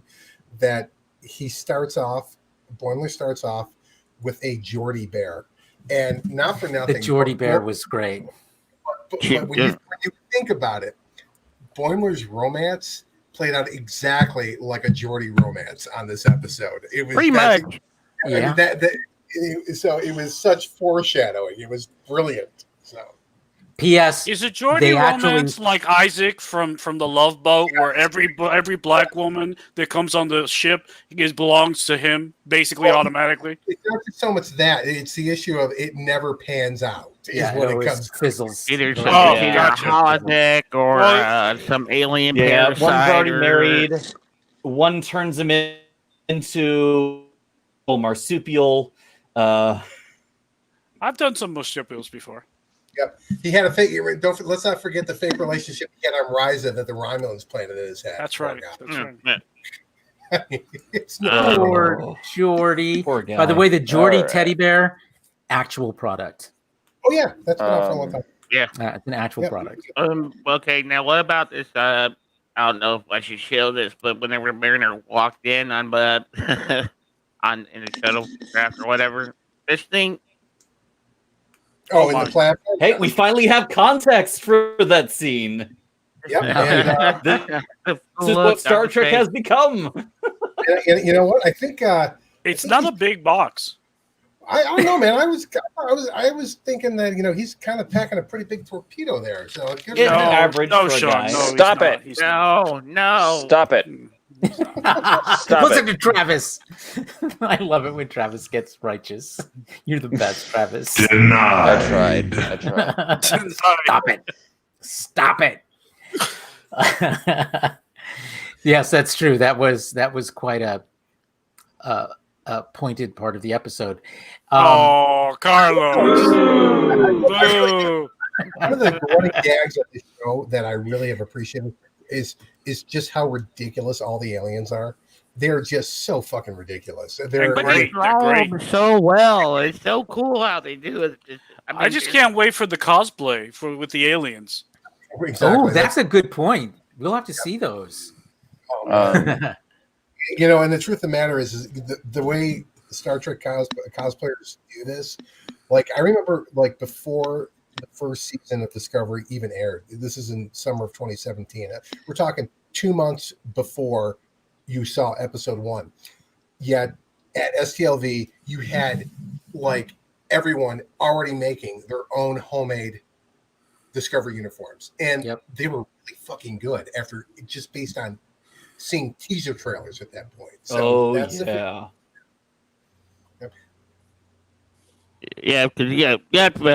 fans are really talented, so they can go buy something as simple as a screen grab, and they'll try to get as close as they can until they see whatever else comes next. Yeah, and they're so dedicated. I pointed this out too with Star Wars Fandom too, is that they had, before the series even aired, they had Mando's blaster already. It was already they were already made. And it was spot on. And Andrew Blake Smith says, "How appropriate of Sean to defend someone wearing pants, not wearing pants." Oh yeah, right. Of course. It just makes me wonder what kind of black box you have, Sean. Oh my! No. I want to see someone make a cosplay of Brad Boimler's cool persona outfit. Somebody's gonna do it. Oh my god! Someone has to outfit. do that. Someone has to do that. And they have to do that crazy walk that he does and order hot beer and everything. That wasn't an outfit. That was entirely the Back to the Future Futures outfit. No, yeah.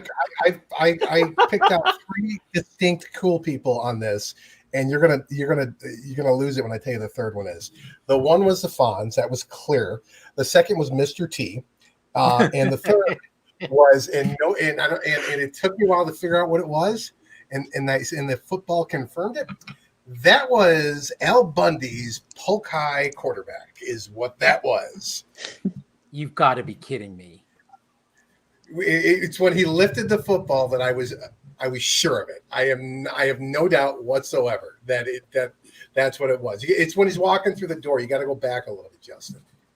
My favorite part of that whole scene in 10 Forward was where his girlfriend basically is like, "You come in here looking all cool," like acknowledging that he looks cool, even though he messes it up from that point forward. But he's like, "You're all cool." That is Polk High. That is Polk High. The same colors. He can be even thatter. First on the jacket, but that is the meme. That is it right there. Don't touch me, a big hunk hottie.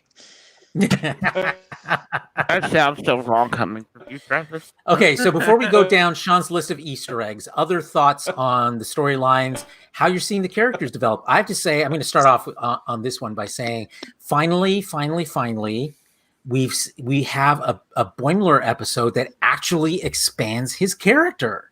Yeah. He was not just a caricature of himself. It actually expanded his character in some really cool and significant ways. So good for you, Brad. What about the rest of you? I must say it's nice to have an episode that is a bit more grounded. I saw this episode as not as chaotic as like some of the other episodes, like Temporal Edict or Moist Vessel or Second Contact and whatnot. Shut up. Moist. I enjoyed the, as simple as it was, I enjoyed Brad's story. I also really, really liked the story with Tendi and Rutherford. The way that story ends, how the episode ends, I was just like, oh my god! These two are one true pair. Yes, Rutherford and Tendi forever. I mean, like. How would you ship them? Tendyford? Ruther D? Ruther D. I like Ruther D. I'm pleading Sounds like the fifth. like an Italian car. The Rutherdy. But I just Tenderford? like just the way they share like their enthusiasm of just the little things like, oh, I'm holding a T-88. These things aren't even out yet. You know, just like it's a starship, not heaven. You know, but like, these two characters are adorable, and I really hope they get an A plot soon. I really do. Good call. By the way, Tenderford, I think that was yours, Ross, the one you just came up with. Yeah. Was it Tenderford? Yeah, I like that one. Okay, other thoughts on characters and relationships we saw in this episode? Yeah, I was going to say the same thing Travis did. I thought it was nice to see them getting a much more involved B story here. It really worked well. And they really pack a lot into these 25 minutes. I'll tell you that much. Holy shit! Are we going to see a Mariner and Boiler romance coming from all this? No, definitely not. No. She is very protective. Actually, if you want to be serious for a moment, I almost believe that with towards the end where Mariner and Brinson stop fighting and they start talking about all the misadventures that Boimler's had, I almost wonder if Brinson herself actually might be bisexual. Ooh. Actually, I had that thought as well. Also, they seem to they did seem to have some real chemistry, Mariner and this Star Trek goes where no Star Trek goes before, so anything's possible now. I gotta say, I really in this episode, seeing her go from being the constant one-upper of Boimler to actually taking on a kind of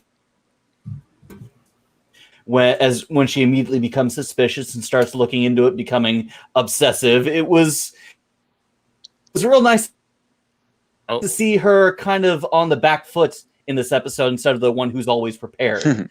Her constantly rushing around trying to save Boimler at every turn. I love the conspiracy board and getting all of the conspiracy board, getting all great. those little Easter eggs. I like that name not Salt Vampire anymore. It's Salt Succubus, and I love that. Yep. I loved all the different Easter eggs of all the different infiltrators and schemers and whatever other identities that this can't be real. They've got to be someone, a parasite. Breen Infiltrator, I think, was one of the things they said. Transporter clone. Just so many fun little things that it could have been. I think we saw another instance of the transforming alien from Envoys. Also, interesting callback. Garrick is there. Did you notice? Yeah. Did you notice Data's daughter? That's Lal down at the bottom. That's a Cardassian infiltrator, or kind of like what happened to Kira. That they replaced her with the actual woman that became like a Bajoran. Yes. Let's see, where is it? Also, interesting Easter egg in this episode: Philosian, which was an alien race introduced in the animated series, the Ultimate Vulcan. Yep. The plant people, where they made a giant clone of Spock. Okay, over here to her left, I'm going to go over the list here because I'm in the list of all these people. Okay, over to the left, right there where she's pointing, right there. That is a shapeshifter from the Delphan. That's what that is. Mm-hmm. You got the binars over here. And it looks like she's picking its nose. Yeah, it does. In the lower left corner, you have the binars. I don't know who the hell that with the bald head up above her. Is that Sasquatch behind her head? Yes, it's Sasquatch. It is Sasquatch. That's the salt vampire or the salt succubus. No, he's talking about the other side of her head. Oh yeah. Oh, I see it. That's the Suliban. Justin, group chat. Yeah. Oh yeah. Good call. Who's the Romulan? And by the way, I love that they had the shoulder pads on the Romulan. That was that was very cool. 80s. Very 80s. That was another thought. Romulan infiltrator. That would have to be from Data's Very, Day. very designing women, right, Yeah. Carlos? Data's Yeah, Day. very much. Very much. Yeah, I would think that would, if that's A around changeling. Let's pick. Oh, I don't know, Martia. One of those sexy people yeah. in rompers A who murder you cameloid, for that's going what she was on the called. grass. She was Yeah, called a yeah. cameloid. One of those sexy people in rompers who murder you for going in the grass.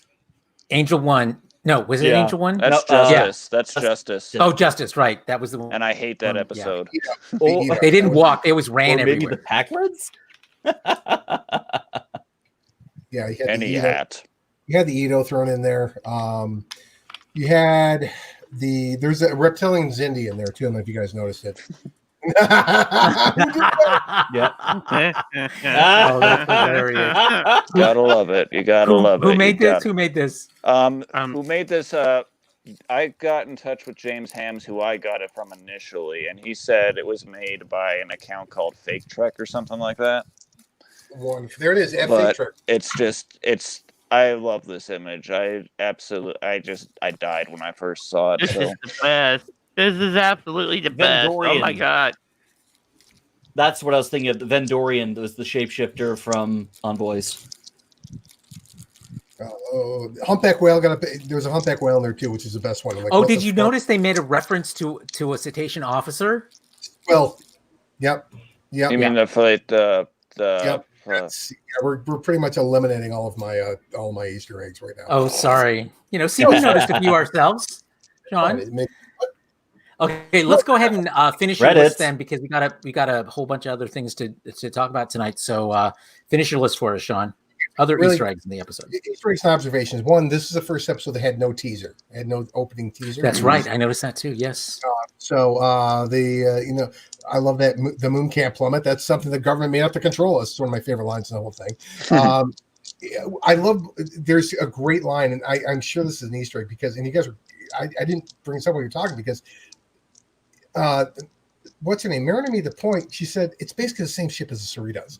Yeah. And she's right. Okay. Star Trek ships. This is like a big joke of Star Trek ships is that they all basically have the same thing going on for a lot of them. Like you've got the Enterprise style, then you got the kind they have the swoop down the cell style. They all basically look the same, and that's what I thought was a funny joke. Oh, you know what? Oh, go ahead. I was just going to say, you know what the best line of the episode actually is? I can't believe she used to date Jet. That guy is like a Kirk Sunday with Trip Tucker sprinkles. Yes, that was my next one. My next Easter egg in there. Yep, they're perfect. Good, perfect timing. Travis, perfect. This is also the first time we've seen an emergency transport be denied. Yeah, that was great. That's right. Who is this? A fake code? Channel. Which led to my favorite action shot of the series so far, where she hops in an EVA suit, leaps to the platform, and we have that action angle where she's crawling up the side of the pod, like her life depended on it. It was awesome looking. Yeah, it was a callback to Michael Burnham in Battle of the Binary Stars. And they actually took a shot. Kinda. Just to let you know. I don't know if you guys caught it. Oh, they sure did.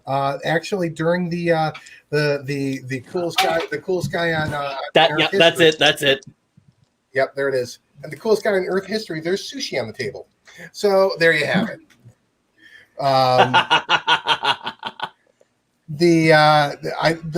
It was hilarious. The whole stop saying lover thing I thought was hilarious because stop saying lover. That word is almost as bad as moist. I mean, I hate that word so much. It is. Ew, well, and great. specifically the expression "take a lover," which is so like gross. I'm reminded of Saturday Night Live sketch. Which Thus one? You take your lover's hand and you caress it sweetly. You must love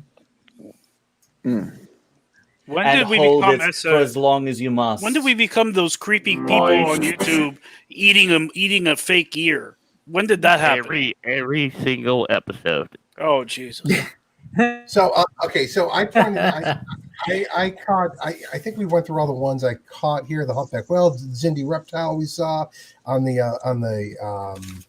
Of course, there was a reference to the Second Chances clone, except for it was Barb.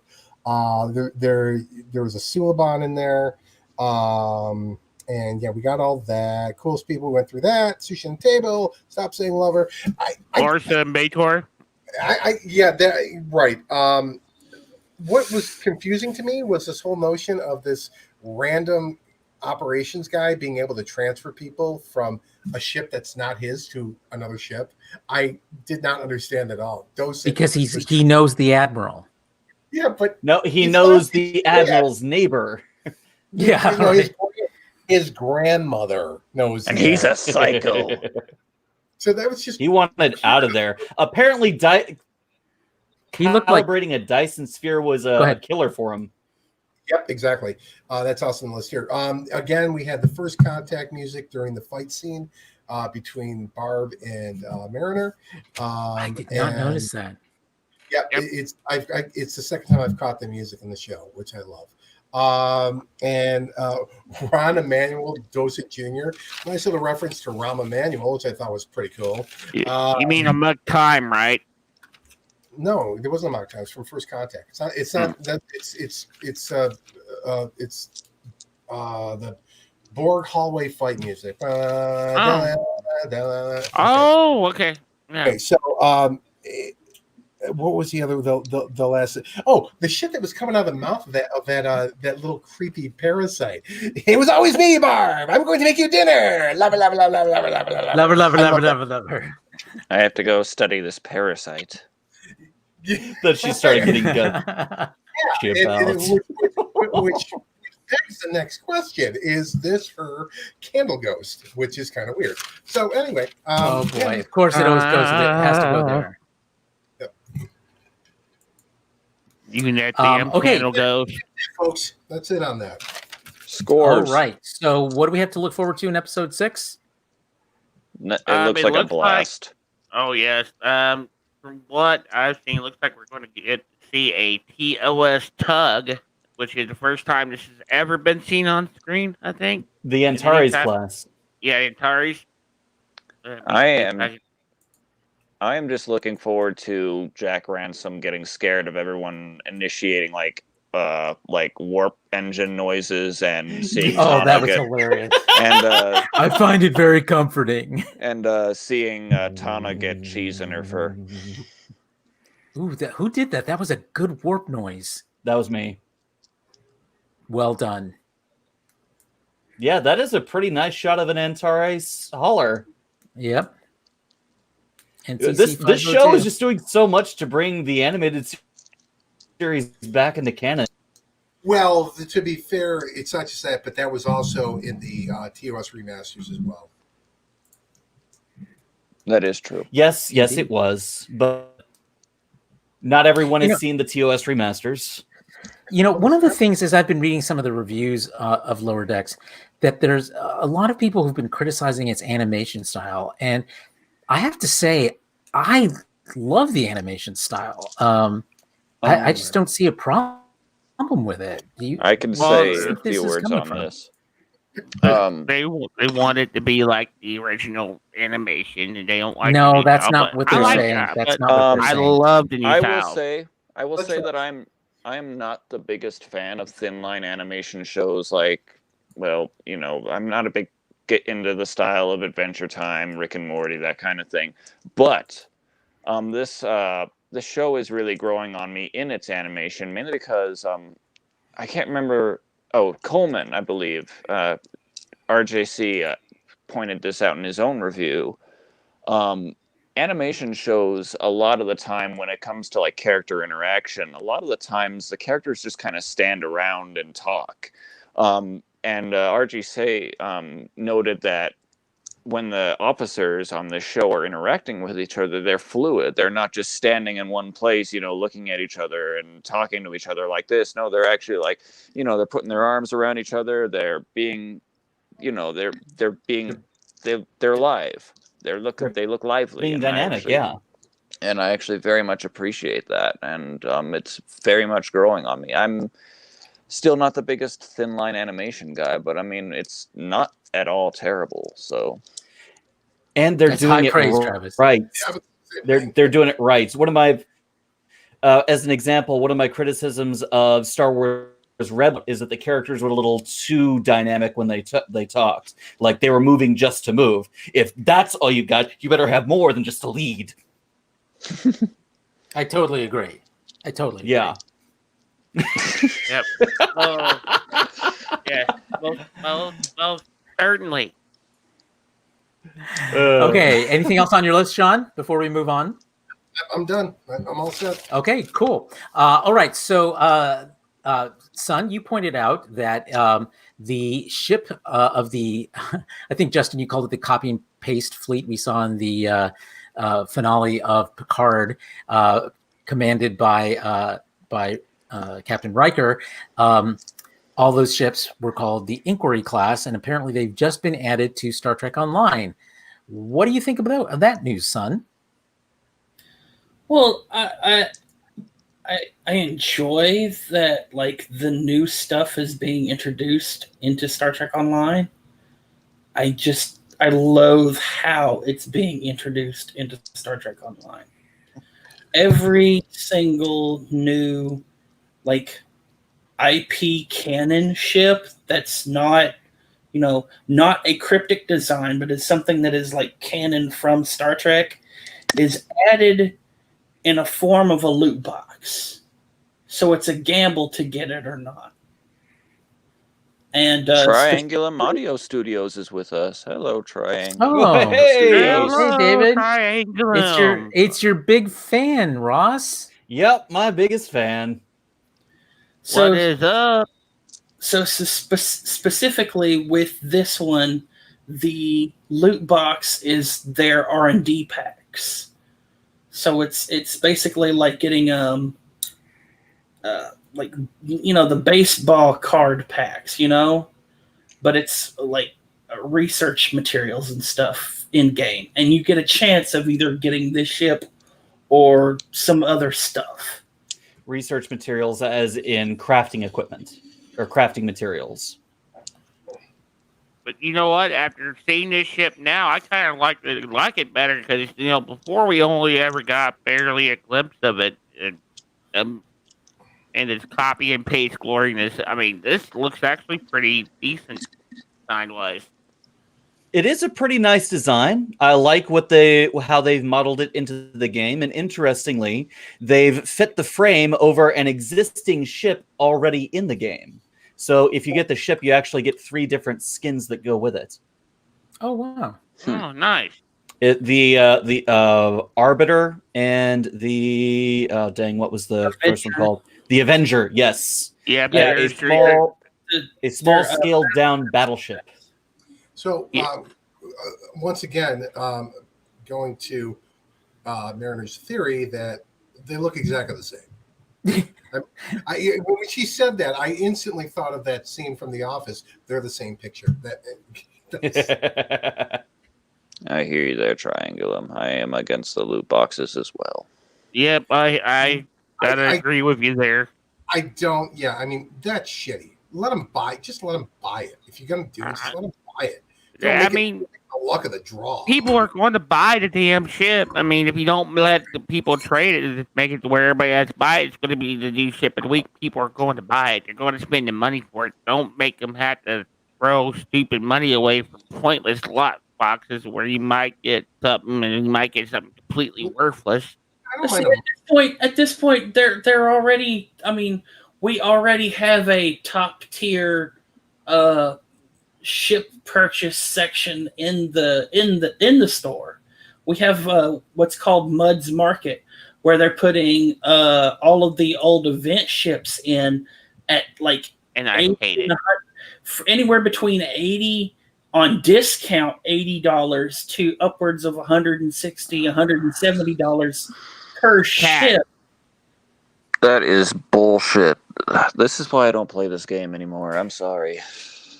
It's gotten bad. I mean, I used to enjoy the hell out of this game, and I'm a lifetime subscriber, but it's gotten to the point where I mean, if you're going to be gouging your players like this, just for nickel and diming them to death, it's not fun. And I mean, it's it's not like they can go in and upgrade it any more than they have. They're stuck at the graphics engine level. What they can do anymore? I mean, this game is dated as is. I'm going to disagree with you that it's gouging. It's not. If you had to have this ship in order to progress at all in the game, yeah, it'd be gouging. But there are still so many other different ships that you can get for significantly less. And from what I've read from some of the comments, the stats and the abilities that come with this ship are good, but there are others that are just as good in the game already. So the entire content of the game is still there for free. You can play all of the story content. You can get a decent build worth of equipment through mission drops, as well as buy almost anything off of the exchange for in-game currency, the energy credits, not the lithium, which is the premium currency. So it's still a workable and practical game. But if you want the stuff that you see in the shows, you need to pay more. They're putting it out there for the whales. That's what it is. It's a free to play game. They gotta make their money off it. I get it. I don't necessarily like it, but to say that the game is unplayable because they put a very expensive ship in there that was on screen, I wouldn't say it's I disagree with that. I would say that it is kind of a crappy thing to do like that. Yeah. It's undesirable. I have a problem with downloadable content. Okay, I have a problem with making it a game. That's the problem I have.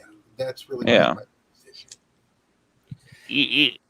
I would almost be happy with a subscription-based system for this for a certain level. I mean, make kind of like what would do on EVE Online, where you can play for free for a certain amount, but then you got a paid subscription to get past that amount. I would be happy for that if it cut a lot of this shit out. Yeah. Well, here's something else to consider. You can get although if you want it in game, you'll have to pay like $80. But I guarantee as soon as this thing comes out, you can go over to Game Print and get a 3D model printed and painted, I think about 5 inches long for about $30. That's what she said. Boy, the joke was writing itself.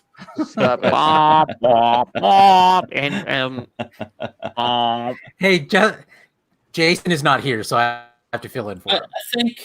I think part of this also is it's not just it's a loot box thing, because when you have the way Star Trek Online does its normal loot box, yes, there are 2 different kinds of loot boxes in Star Trek Online, and this is the second one. The normal loot box in Star Trek Online also has like an infinity box that has become like their new thing that is on alongside of their whatever the new lockbox is, and it drops all of the stuff from the old boxes from that box. But with these R&D promotions and the duty officer promotions, not only are they like ramping up on the loot box aspect, they're also capitalizing on FOMO, the fear of missing out, because these promotions are usually for about two weeks, and then they go away. And then you have to wait for like months for them to return. Yeah, but all the old ships that they offered in those promotions are still there. True. But it's definitely one of those. You better hurry up and buy, or you won't get it. Yeah. I mean, creating scarcity is a principle. Common loot box tactic. Common marketing tactic. It's been Nintendo's MO for years. Indeed. And Triangulum says your eyebrows look a lot like Riker's, Ross. He looks like sadly because of the pandemic. I had to go from. Sadly, because of the pandemic, I had to go from William to Thomas. He looks like Wilford Brimley with his eyebrows. You look. May he rest in peace. May he rest in peace. Indeed. Okay, let's veer over into some Star Wars news for the week. Number one, we got the official we got the official word for the release date of Mandalorian Season 2, which will be October 30th, was it? I think it was, 30th. Yeah. Fun so fact, just that's before... going to be right in the middle of our Star Trek Discovery Season 3 coverage. We're going to be packed. How many episodes of Mandalorian this season are going to be there, you know? I don't know. I'm assuming they're going to do the same as last, which is 8, right? And they do 8? Yeah, I was wondering if it was going to be 8 or maybe It's like 10. a little season. It's a tiny season. It's a wee season. It's a wee willow season. So I am curious where they'll go. Yeah, it is curious. I'm curious as well. Son, you had some ideas based on a fan theory that's been promoted online this week. You want to tell us a little bit about that? So basically, there was this weird. Look, I'm not as deep into the Star Wars lore to be able to understand even like a fourth of whatever the hell this dude was talking about. Well, at least you're honest. Because like I'm a layman when it comes to Star Wars, and even I was going, but that's not right because dates don't line up at all about what you're talking about.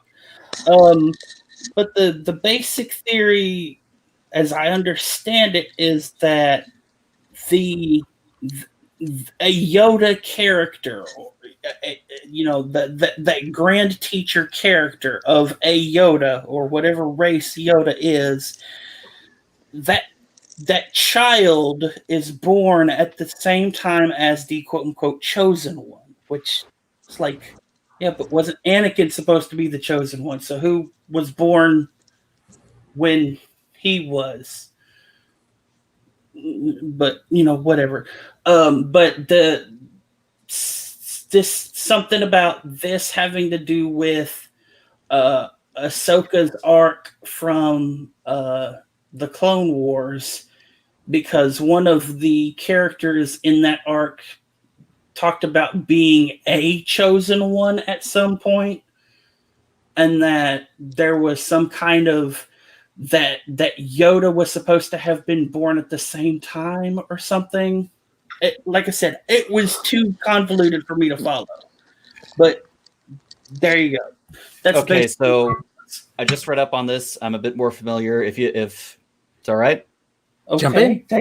Okay. So during Clone Wars, there was an episode where where the actual prophecy of the Chosen One was spelled out. Anakin and Obi-Wan ended up on this planet that was brimming with Force energy, and there were 3 entities on board, or on the planet: the Father, the Son, and the Daughter. And they each represented an aspect of the Force. The Father was this balancing... Oh my God. The Father was a balancing force between his daughter, who was light, his son, who was dark. And they embodied the force of the universe. When Anakin showed up, he began to be groomed by the Father to be that balancing force. That is the purpose of the Chosen One, to bring balance literally to the Force by these 2 embodiments of each side of it. But Anakin eventually rejected that bond because of his attachment to Padme. And he didn't want to leave her to become this eternal guardian of balance. Later on in this I'm a little less familiar with, but later on in the Clone Wars, in the final season that was released on Disney Plus, the daughter sacrificed herself in order to resurrect Ahsoka after she was killed. So the idea is that when a chosen one is born, child is born with it, and they also have a sense of duality. And Ahsoka finally finding the child, who is apparently born since he's 50 years old. He was born, if not the same year, then about the same time as Anakin. He is that duality of Anakin. And so the child is supposed to be an aspect of the Force. And Ahsoka is going to help train him to better control his powers. That's more Star and Wars. It looks like I put Raul to sleep. Nice. I'm sorry. I've been up since 3 a.m. I apologize, people. Dude, no, it's all right. It's cool. It's cool. I put everyone to sleep when I go on about 40K, so no big deal. That's That's awesome. just it. You'll have more of that in the future. I'm not that big of a Star Wars fan. I mean, I like it honestly. I'm just not that big of a Star Wars fan. Sorry, Jason. I know you're the lightsaber guy. If you're listening, it's just not my. Maybe I should show Jason the passion project that I'm working on with a friend, which is actually silly fan fiction crossover of my friends and I's vision of Star Trek meeting / fighting Star Wars. It's Oh actually my coming. goodness! There's It's a book actually- by Matt Forbeck who he goes into it. There's been crossovers before. I had a big project like that too that I had outlined and everything when I was in high school. We're having a lot of fun with it. It doesn't feature any of the legacy characters so much as it does our own creations and crews and fleets and whatnot. But There we're are having a- crossovers. They have similar races too. we're having a ball with it though. In the third act of my story, Star Trek and Star Wars fused, and then those who didn't fuse with it had to figure out how to separate everything again. Guys, please. Off-topic warning. Off-topic warning. Let Travis have his growing up moment, okay? You guys have already gone through with it. Just Son. enjoy that he's having. I'm not dissuading him. Off-topic warning. Thank you, stalwart Justin. Okay, Thank so you, that's it coming for in. now, I think, on The Mandalorian. Let's go to another Star Wars topic in the news this week. And that was, what is that? You can Thank buy, you, Triangle and Audio What? Studios. I love my buy toys. your own towel. That's amazing. Oh Towel. dear God! What? No, thank you. No, thank you. I don't want a crack-addled towel. Thank you. I love my toys too. I have no idea I what's going on. have no idea what you're talking about. All right, so this week, John Boyega. This week, actor John Boyega of the final Star Wars trilogy called out Disney over their having created his character, and then basically shunting him aside as the trilogy progressed. And this was in an interview with GQ in the UK. What do you think? Is this a fair criticism coming from him? Disney. Absolutely. Can I speak first? And this will set Do the it. tone, and everybody can disagree with me. Disney was very concerned about the Asian market, and the Asian market does not like African American characters in its portrayals.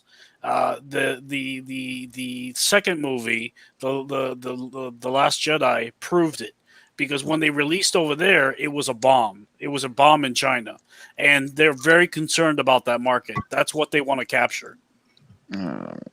I just.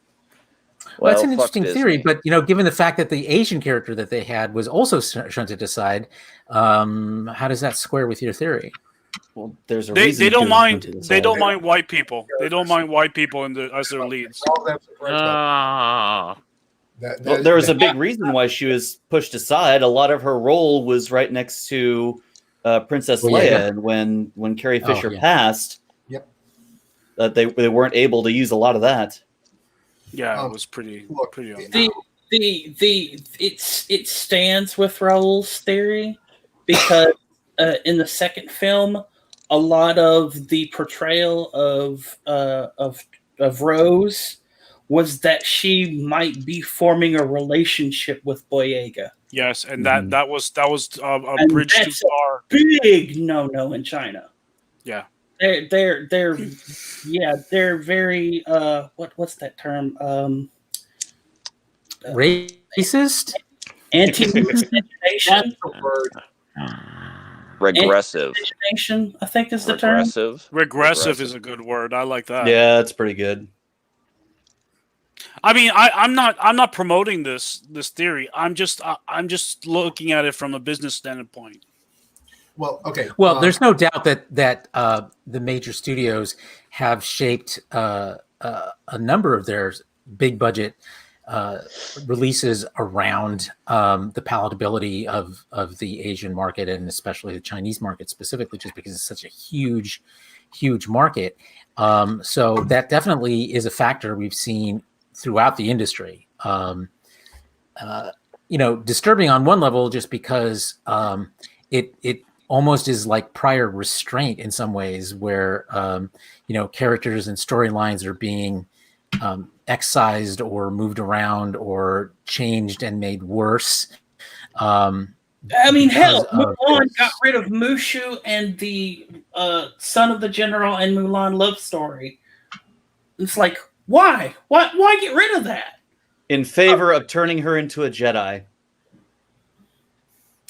Yeah, we didn't have Mulan as a topic for this week, but it was released on Disney Plus if you want to pay an extra $30 for it. And the reviews that have been coming in have not been that great. They basically said the movie it lacks sort of the charm of the movie and keeps the plot, but loses its charm.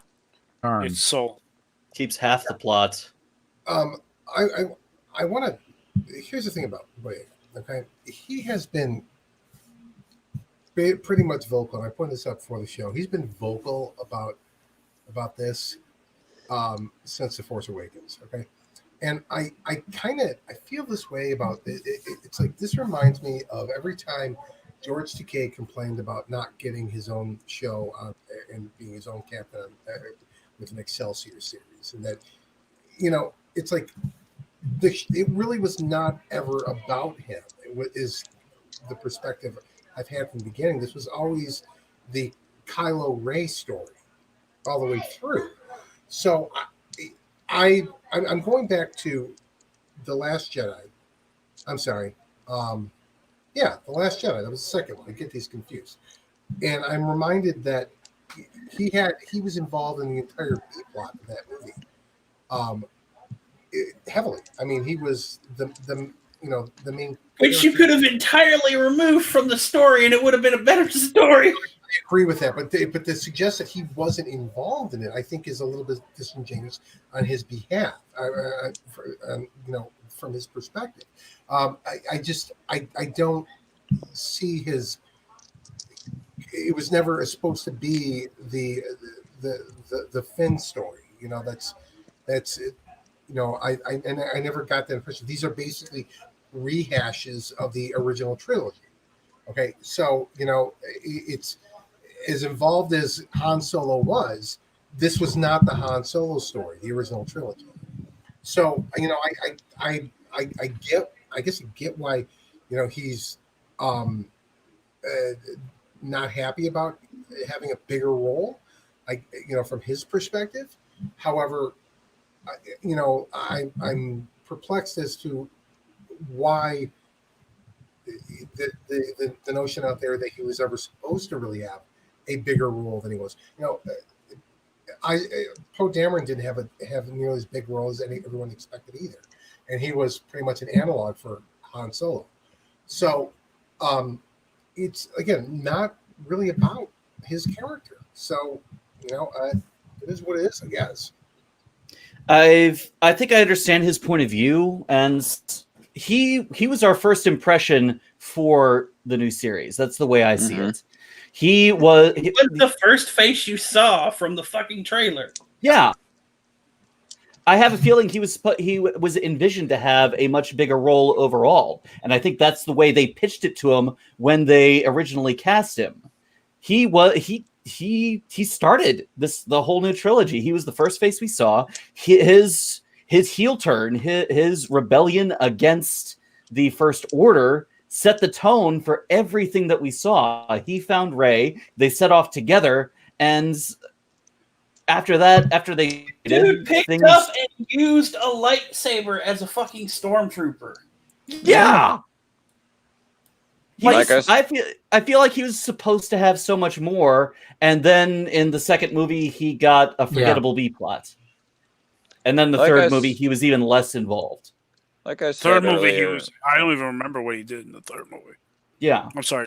The third movie he rode horses on a fucking Star Destroyer. That's what he did. Travis, go on. And bro. he got a pseudo romance with another black character.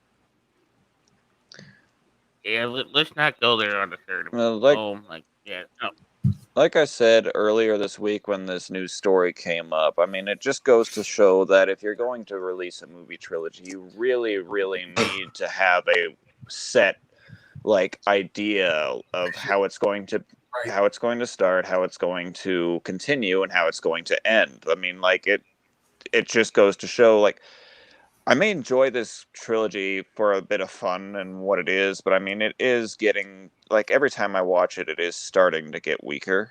Yeah, I see. And I mean, you just can't shoot from the hip. You can't just all right, JJ, I'm JJ. I did the first part. It's all up to you guys now. I mean, it just goes to show it doesn't work like that. I agree. I think the sequel trilogy very much every subsequent film was a reaction to the film that preceded it. I totally agree with that. As bad as the prequel trilogy is, as horrible as it is, it's very clear that George had the entire thing written ahead of time. Yeah. From beginning to end, he knew where that stupid story was going. That bad? It's dreadful. It's so dreadful.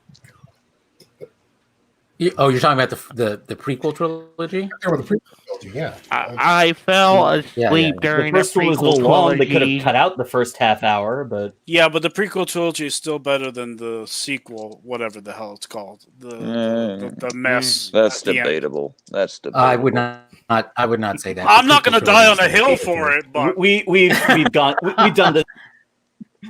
done this to death. Okay, so Gary. Memorable things from the new trilogy is that little alien lady with the goggles, because I can never remember her name. Just the little lady with the goggles who gives Rey the lightsaber.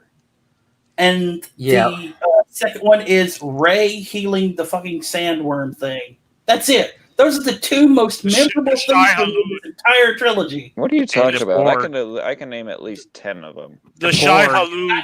I did specifically say for me, so that's just my opinion. I liked the duel between Kylo Ren and Ben, Luke. I'm sorry, my brain was. I was blocking it out so heavily, but that was brilliant. That whole sequence, brilliant. It was like the first movie of the prequels, where at the end scene where the Jedi fight that Ray Parker did the entire scene, the Duel of the Fates.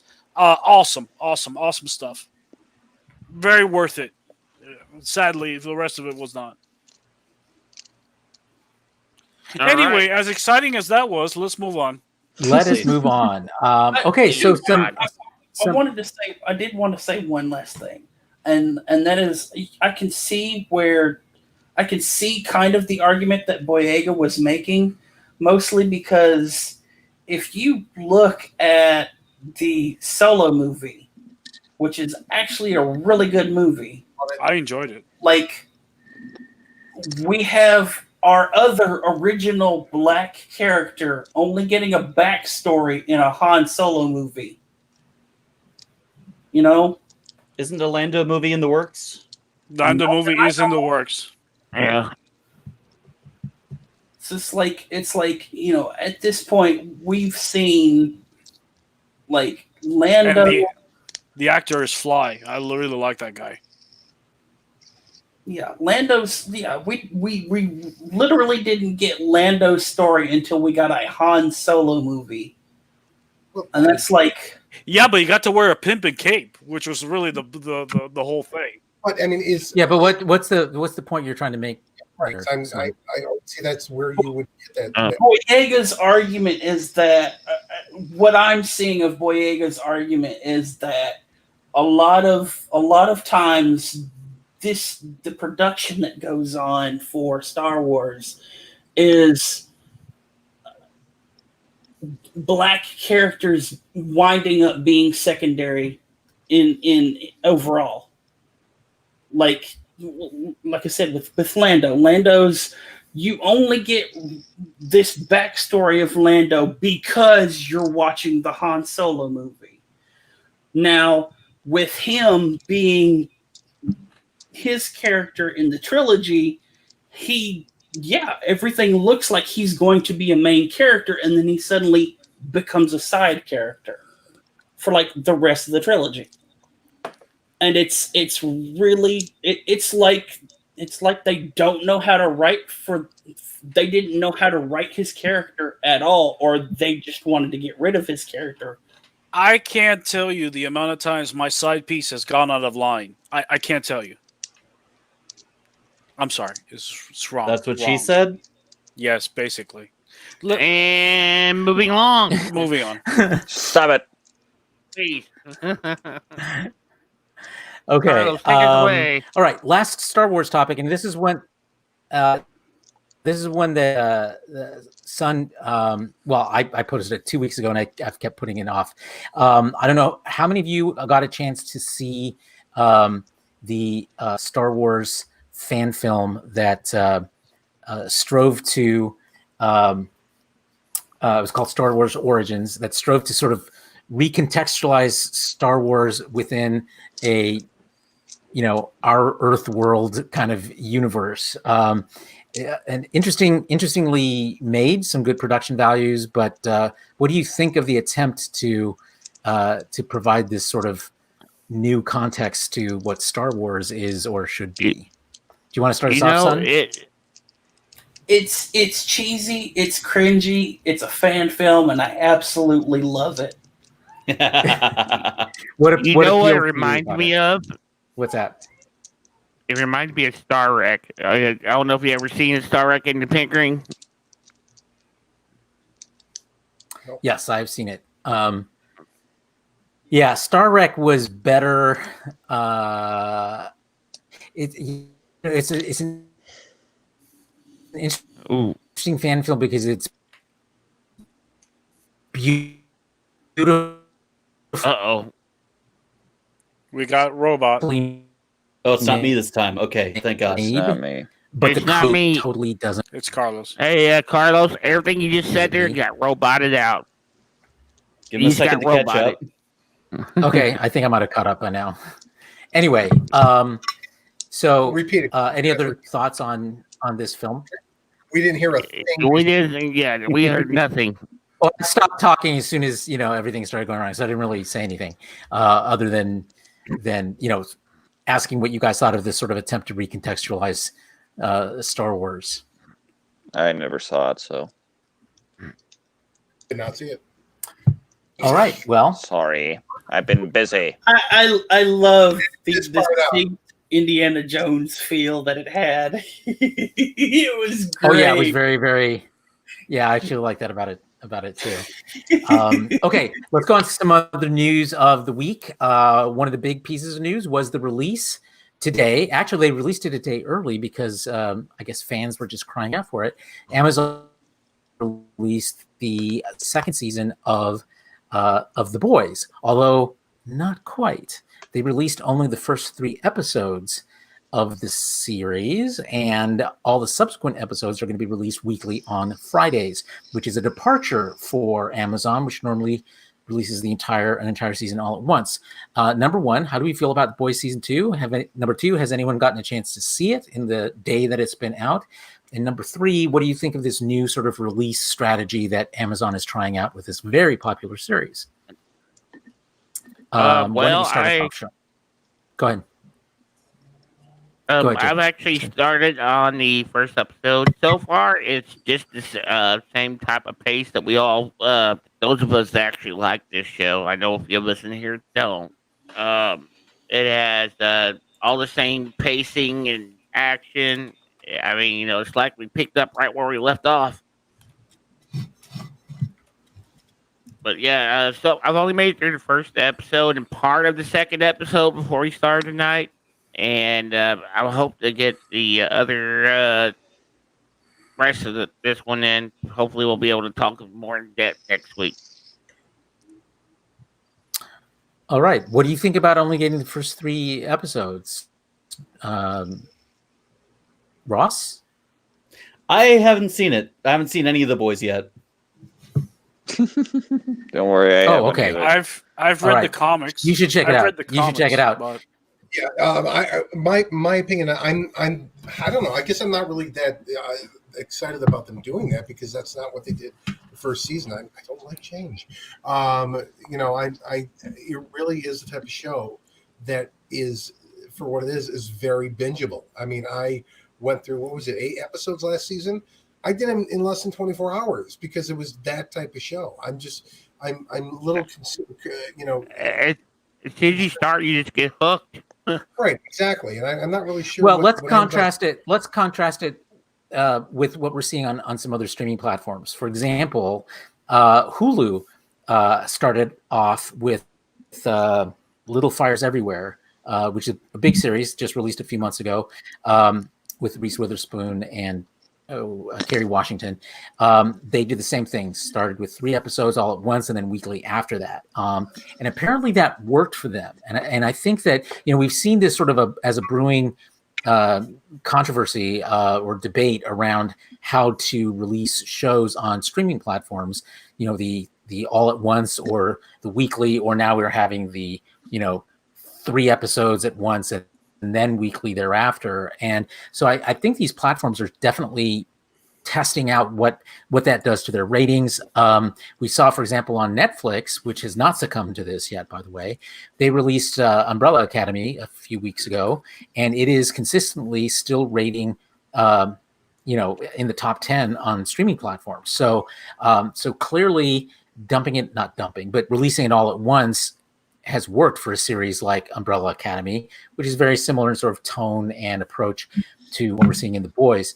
But I have a feeling we're going to see more of this kind of invitation in terms of how things are released outside of Netflix. Well, I think you're right on that because, I mean, with the content shortage that we've been talking about due to COVID, I do believe that we're going to be, you know, it's going to be different what we considered norm. Instead of them mass releasing stuff at once, they're going to do it staggeredly on some shows. I mean, you're going to have to try to stretch content out until the void gets filled. Yeah, I think it's basically they want to hook you like on heroin. I just like to. The first 3 episodes you get for free, then you pay for everything else. You know what? Netflix is actually coming out with a deal now where you can watch some stuff for free and then pay for a subscription for the rest of them. What's that? I haven't heard that before. It's the first time I've heard that. Yeah, they just announced that. Series was Hang on. example. Let me see if I can find it. Go on, Ralph. In the meantime, there is a humble bundle deal for those that want to catch up on the comic book series in an e-format. It includes, I think, about $1,200 worth of comics for like $30. It's pretty amazing, and it's all the boys' background. If you want to see where the series is probably going to lead, then you should probably pick this stuff up and donate some money to charity. It's a good cause. $1,200 worth of content for yeah. 30 Yeah. A lot of content. Oh yeah, Humble does a lot of good stuff. Yep. They're collectibles, so you know it is what it is. If you were to buy it at the store, it's very expensive now. Damn. My only problem with this, it's not so much a problem with the model in general. The problem I have is that these series have been really tailor-made to be binged. So, you know, does it lose it? Well, I think this releasing 3 and then doing weekly works more for that are more self-contained.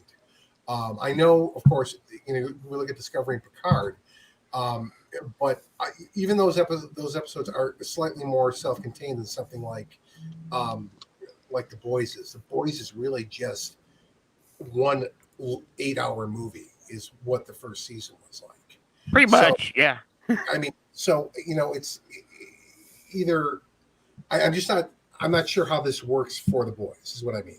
I can see it work for other things. I just don't really know. I haven't watched the first 3 episodes yet to get an idea. But we'll have to report back on that, I guess, is what it comes down to. Yeah, let's we'll revisit this in a few weeks, I think, and see how successful they actually turned out to be. I think it's a good idea.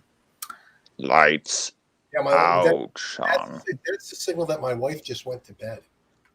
That was your bat signal. That was your bat signal. That's the lights are too bright in the fucking backyard for me to sleep. So that's.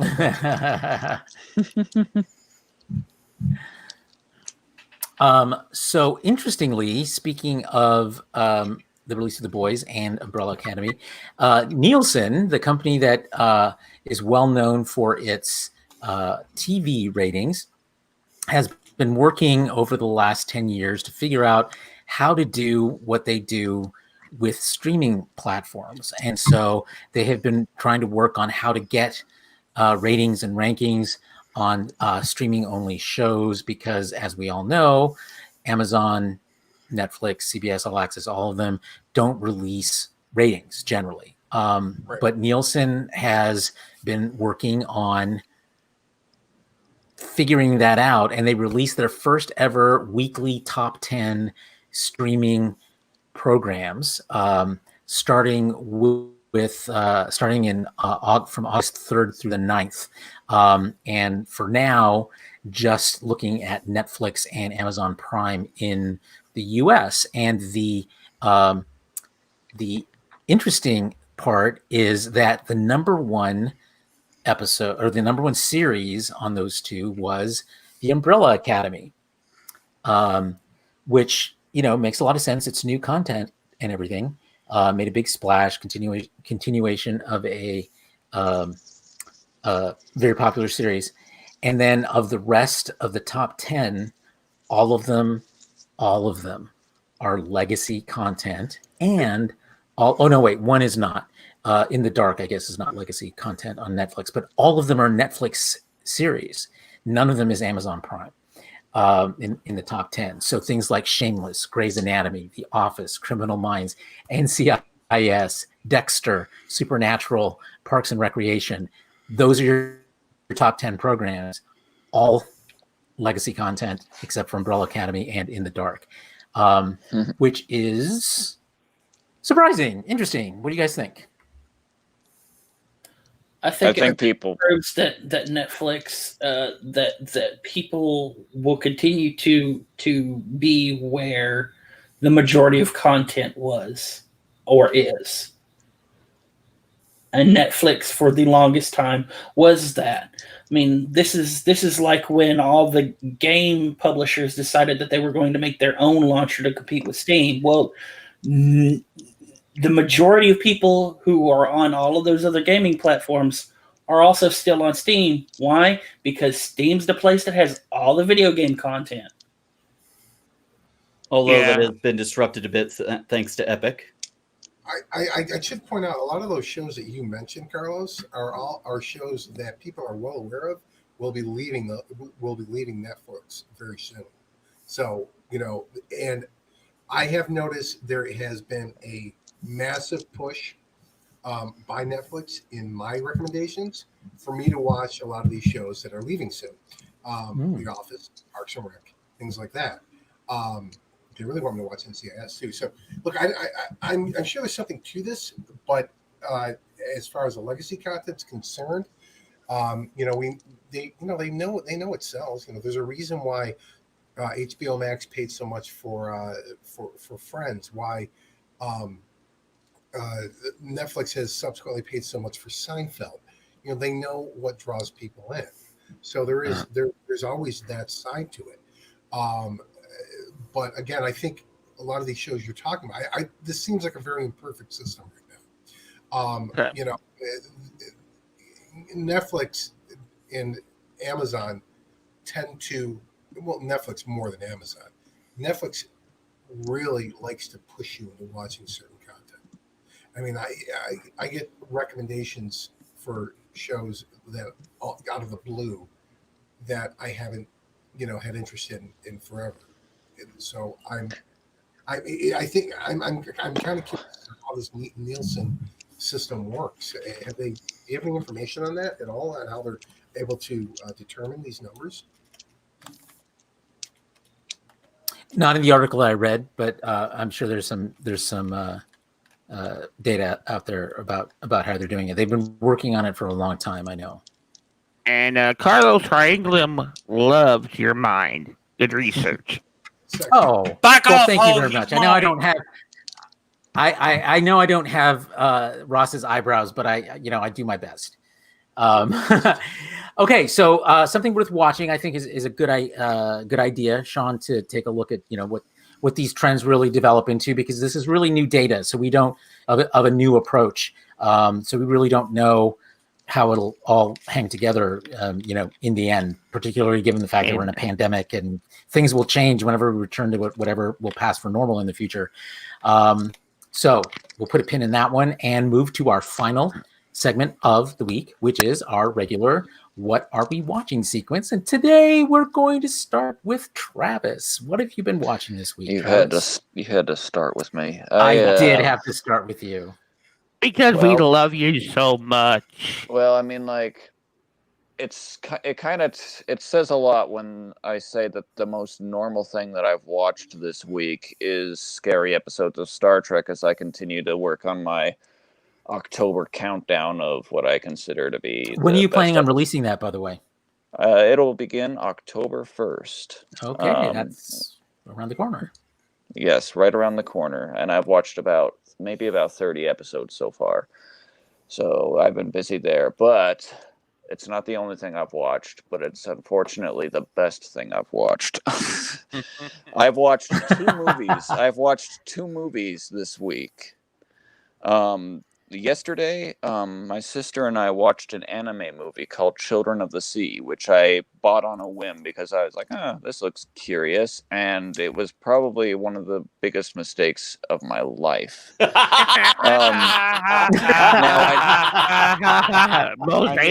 Most anime will be.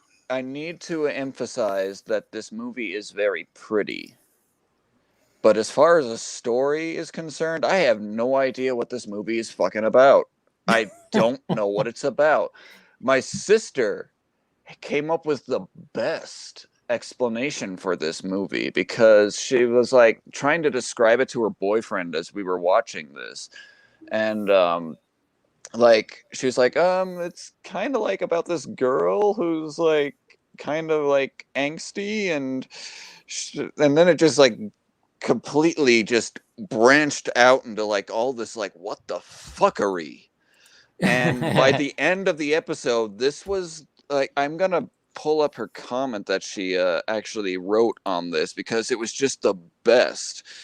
Her comment was, this is exactly what she got out of the movie. Space is the ocean, and we have to believe in ourselves to not be swallowed by the giant whale that is the universe. I like that. I don't get it either. I don't get it either. I don't. I'm going to have to watch this show. You may not get it, but it is very Japanese. Oh, man. Yeah. Like, the animation was killer, but I mean, the story the story sucked. Whatever story there was. And the second movie that we watched tonight, as I said earlier, was another masterpiece by Neil Breen. We watched a movie called Double Down. And Double Down! Yes! Oh my god, that movie's awesome. And oh man, it was a very Neil Breen movie. I'm proud of you, Travis. One of the some personal highlights for me. I don't know the story of this movie either, but I mean, one of the lines that really got me laughing was like Neil Breen's character is like a meeting with like some top government official, and the government official was like, they're planning something that's even bigger than 9/11 and bigger than all the other major conflicts that have happened after 9/11. I'm just like, oh, it was great. And like, look, there Travis, was if you ever come out to Vegas, I swear to God, I will have you will meet Neil Breen. I will make it my life mission to have, because he lives right here in Vegas. He shoots all around Vegas with his movies. I will make that happen. As long as I don't have to, like, appear in one of his movies, because I'm pretty sure, like, people will hold that against me. But he's a legend. He's a legend. He's an absolute legend. I love his work. He definitely makes me laugh. He's a very talented, unique individual, and we are just eating his films up over here right now. We have watched 3 of them, and I'm personally looking forward to Fateful Findings. Like, I really want, like, of the review that I saw of this movie, I just want to see him smashing laptops, like, so bad. I just want to see him throwing books at the laptops and throwing laptops around. I feel like smashing laptops some days too. I would say this. I would say this, Travis. If you get the ability to be in one of his movies, even for a cameo, take it. At least that way you can say you were part of something that got completed. Yeah, without question. That's the thing about Neil Breen. Neil Breen's movies are the biggest piece of shit ever, but what's great about him is he actually funds them himself and makes his own movies, and he has like no self-awareness whatsoever. He's just him. Don't give a shit. He's just him, and he's kind of like Tommy Wiseau in that regard. He's Oh my god. and Everything you're saying makes me not want to see anything he's ever made. Oh man, Carlos, do it. Just do it. Just do it. You'll love it. Trust me, this one. Double Down is the greatest Neil Breen film ever made. Double Down is amazing. Okay, let me do this. If you agree, because I have this same agreement with about Tiger King. Tiger King. You'll never watch it. You've been waiting how long to watch Tiger King now? No, and you still I have haven't agreed. watched it? I have agreed because the man with the hair, our friend in San Diego, has promised to take me to a steak dinner if I watch the first episode of Tiger King. So if you will take me to a steak dinner in Las Vegas the next time I visit, Sean, I will watch Double Down. Oh, let me tell you this. Not only will I do that, I will get Neil Breen to go with us. I will. Okay. Oh my god. Done. Let's do it. You need to Mystery Science Theater that you will need to bring Travis with you. I you. need to hear the commentary from this. You need to drag Travis to Vegas and make it happen. Maybe I'll. Neil's business. He's a very successful realtor. Okay, he's a very successful realtor in this town. And I know a lot of realtors. I'll get us hooked up. Don't worry. Hey, Sean. Okay, it's a deal. What you need to drag Travis out there with y'all, and y'all need to make it one big thing, and just make Travis as uncomfortable as hell in front of it, and just go with it. And we film it, documentary style. Yes. I really am the Brad Boimler of this group, aren't I? You really are. All you need is to stream grow it. your hair in purple, and I don't like my hair. I shave it well, off. get a for purple reason. wig, dude. Get a purple wig. Then you're Brad Boimler. Absolutely. Brad Paint your hair purple. Paint your head bald. Travis, you're my Chadich, bitch. Okay, that's what it comes down. Oh. Anyway, Ross, I'll try and get some live reactions for the movie next time we watch a Neil Breen flick, just for you. Awesome. Okay. So I guess if I want that steak dinner with Neil Breen, I got to watch his movie, huh? Okay. Yep. You got to at least watch. We should invite Joe to come up from San Diego, and maybe he'll buy both steak dinners. Just so you know, if you're out there watching, have you watched any Neil Breen? Let us know in the comments. And then you can shave his head. Heads up, my iPad is at 3%, so if you lose me, that's why. Okay, well, that's good. Let's move on then. Let's go over to the Address of Doom. Ross, what have you been watching this week? Well, I thought I had seen everything. I thought that there was nothing else that could surprise me, or is it Cars with Faces? Make me react in an unexpected way. No, not Cars with Faces, but I thought I had reached the depths of depravity that was available on the internet, and our dear son proved me wrong. Yes, the VTubers, the V girls. Iron Mouse has been my Why? most recent obsession. And Wow. not only that, there's a whole world of VTubers out there. And in Iron Mouse's circle is someone that I brought up on this channel before. The lovely Project Melody, who took the world of cam girls by storm, has branched out and has made a big name for herself on YouTube and on Twitch. And there are more. There's so many more. And here's the thing that you need to keep in mind. I see the wide eyes of shock and awe. If you are presenting yourself on the internet as a digital avatar, that will only get you so far. These girls actually have charisma and personality that draw you in, sink their claws into you, and then don't let go like the digital succubuses they are. And Wow. and in the case of Silverveil, having large melons helps. Yes.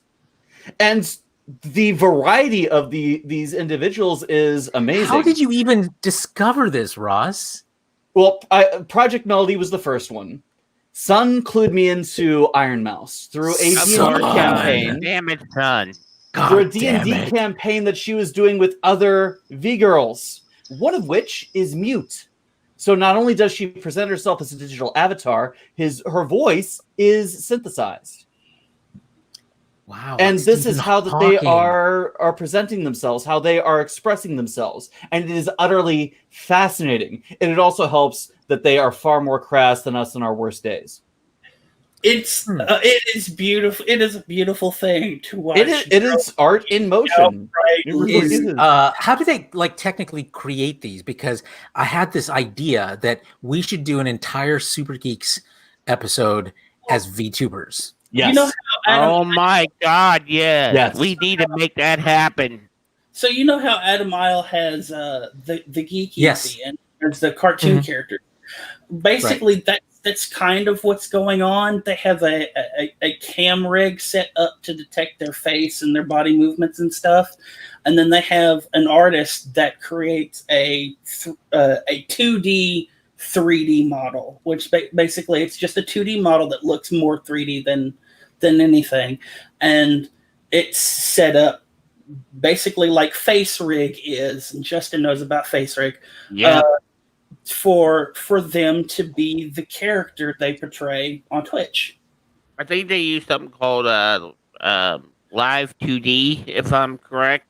There are several programs out. In fact, in Japan, they have. Well, it's not just Japan. Over in the Asian market, they have two major companies. There's HoloLive, which is a company that actually makes the characters out of the people who are hired, and then another one is one of the Asian islands is Ninja Sanji, I believe it's called, is the other company. And there's just like loads of these people on YouTube, and they've exploded because of the pandemic. And the fascinating thing about them is the reasons they're presenting themselves as they are. In the case of Iron Mouse, she is kind of like Justin. She is stuck at home because she's immunocompromised. So even if there wasn't a pandemic, she doesn't get out very much. So her way of socializing to reaching out with people, put on this digital mask and interact and engage and just have fun.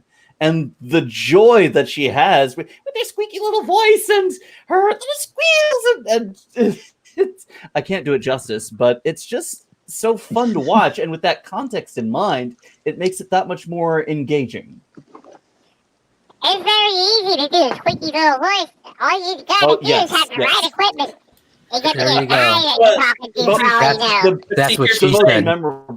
the most memorable thing that I listened to her go on a rant on was medical dramas and how wildly a 5-minute rant about chest. They never do them on TV. Okay. So chest compressor, bitch! Have you ever heard about chest compressor? Yeah. So here's the thing. Iron Mouse is she's bedridden. Mm-hmm. She's like 100% bedridden. We are super laggy. And she has to take monthly infusions, blood infusions, or blood transfusions. There we go. And in all of this, before she got to the point of being bedridden, she was training to become a singer, a professional singer, which is why in a lot of her streams, she'll actually sing through different songs. And she has an amazing singing voice. Yeah, she does.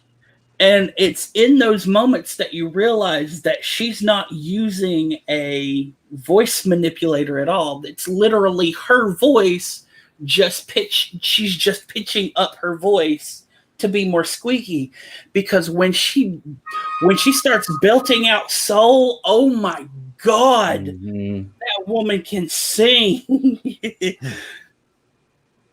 But then she turns around and talks about beating people with a chocolate and all that kind of shit. Oh my God. Well, okay. Thanks for sharing that, Ross. I think there's something else I need to investigate. And I'm serious. We need to do a VTuber version of Super Geeks. Yes. I think it'd be hilarious. I can't wait to see what Sean's avatar looks like without pants. Well, then we need to hire. I need a new Doomcock. We all know that my avatar is going to be the Canagos. Come on, let's be real. I'm starting a crowdfunding campaign. We're going to start a crowdfunding campaign. You guys, let's make it happen. Okay, so Justin's character, yes, has to. You can't use that voice, Justin. You have to use the other one, because your character is going to be the supervillain, Florida Man. Florida Man. Florida Man. I'll be Red from Angry You guys in the Florida Man. What can we say? Florida Man. Okay, let's see. Ross, Travis, Sean, what have you been watching this week? A few things. I've watched the documentary on Netflix, Raiders. I don't know if you guys have seen this. It's a great documentary about the fan film, the greatest fan film ever made, the Raiders of the Lost Ark fan film that a bunch of kids started in 1982 when they were 11 years old. They did a shot-by-shot remake of Raiders of the Lost Ark. And they did this for 7 years. Okay. And what's, of course, hilarious about that is between 11 and 18, these kids have all grown, yet all this footage is still in there. And it's not just about that extra production, but it's also the bigger arc of the story is the final scene that they never actually got to shoot. And that final scene was the scene in Raiders of the Lost Ark with the airplane that blows up, where it gets in the fight with the big bald Nazi guy, and the guy gets chopped up. Oh yeah, well, it's going around. Right, that whole scene they didn't do. So their goal was to raise enough funds to be able to finally shoot that final scene to get the thing all together. It's a wonderful story all the way around, from beginning to end, about their quest from when they were little kids to make this, and it's really a truly coming of age story. Because these kids grew up doing this and everything that was involved. Of course, there's tons of interviews, and of course, it became a big hit in the I'd say in the mid 2000s because of Eli Roth, who found out about it, and it's very fun. I highly recommend it. I also saw last night the Power of Grayskull, which is the history of the He-Man and cartoon franchise, and it was absolutely fascinating. A bunch of things I did not know about it. There's a lot of stuff in the Toys Mantis. Toys Mantis did a whole video on He-Man, but it was not nearly as in depth as this documentary. Another great documentary. I've been watching Cobra Kai again on Netflix, and debuted. Cobra Kai. What I realized in my feed is that despite what a smash hit it allegedly was on YouTube, nobody fucking watched it, because people are talking about this like this is the first. This is the first time that they ever even heard of this show, and it's the greatest thing ever. They're talking about it like it's a brand new show. So the move to Netflix was very important for that series, to say the least, as we're seeing right now. My biggest watch of the week was, of course, Bill and Ted Face the Music. Oh. And how was it? I enjoyed it thoroughly. It is the hero you didn't know you needed during these horrible times. It really is. This movie is not. If you're going into it expecting some deeper meaning of existence, you have to remember that the main premise of Bill and Ted's Excellent Adventure is be excellent to each other. That is all you need to know. You're only remembering half of it. What's the other half? And party on, dudes! Party on, dudes, exactly. Party on! Excellent. So basically, the movie follows two stories here. Their Bill and Ted's story and their daughter's story. Because they're both on their own quests. And what's funny is it's basically the premise is a combination of the premise of the first two films. It works wonderfully. Bill and Ted, Keanu Reeves and Alex Winters haven't lost a thing. They're just as delightful and dopey as ever. It's a very warm-hearted film. Nothing nasty about this. It's just a good feel-good film all the way around. Again, nothing very deep. You don't go into this expecting any kind of deep message. It's just a very simple message of just being excellent to each other and partying on. So interestingly, Alex Winters doesn't really work as an actor much anymore. He actually moved on to being a director. He's a director of some note. Yeah. Actually, you're right, and he does a lot of documentary films. I think, if I recall correctly, he is an Academy Award nominee.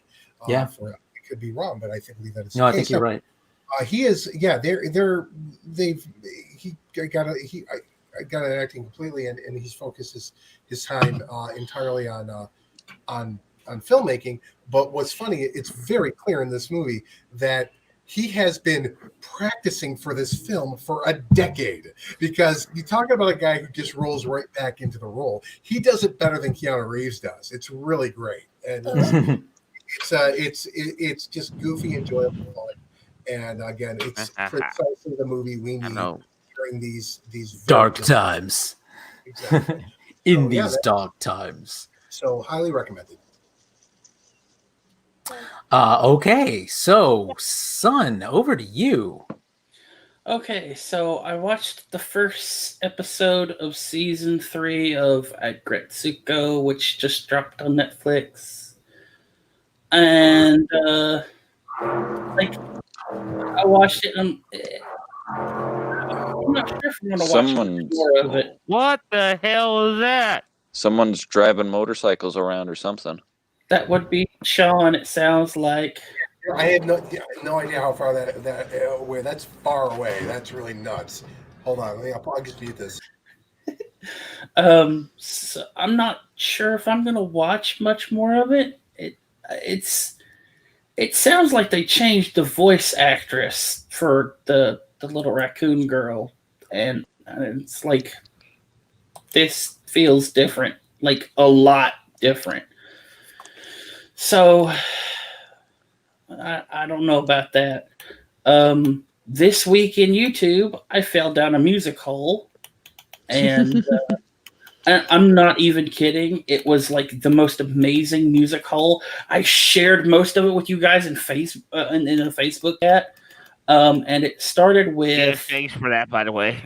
It started with Lucas King, which is known for doing like dark or somber themes of music, and he basically did Anakin's funeral, which is the Darth Vader pyre torch music, when they're burning the Vader costume in Return of the Jedi, which was amazing. And then found an artist called VO Dance, which did a violin cover of the evolution of Star Trek music themes. So it goes from TOS all the way to Picard. And it is absolutely beautiful listening to these songs done with the violin. I've listened to that one. Cool. From there, found out that of all people, Rick Astley is still making music. Like, not even joking. Not even joking. He did a cover of Titanium, and it is gorgeous. Absolutely gorgeous. He did a cover of Everlong by Foo Fighters too, and that is unreal. Yeah, it's amazing. Guys, I gotta let you go. I'm getting called in. Uh-oh. Later, Sean. All right. From there, actually found out that there's a YouTube channel called Flower Productions. They took the snippet of the Voyager reprise the Voyager reprise from Picard, and then from that snippet tried to create a Star Trek Voyager theme in the Picard style, the Picard theme style. And that was just it was beautiful to listen to, honestly. And then, of course, I wound up back at God, I can never remember her name. Her rendition of Blue Skies for the end of Picard. Oh, right. Oh. Soji's actress. Yeah, Soji's actress. Yeah. Blanking hard. I need sleep. Yeah. Is it Isa Barones? Yeah. More power to the... that sounds right. Yeah. Okay. Florida man. That works too.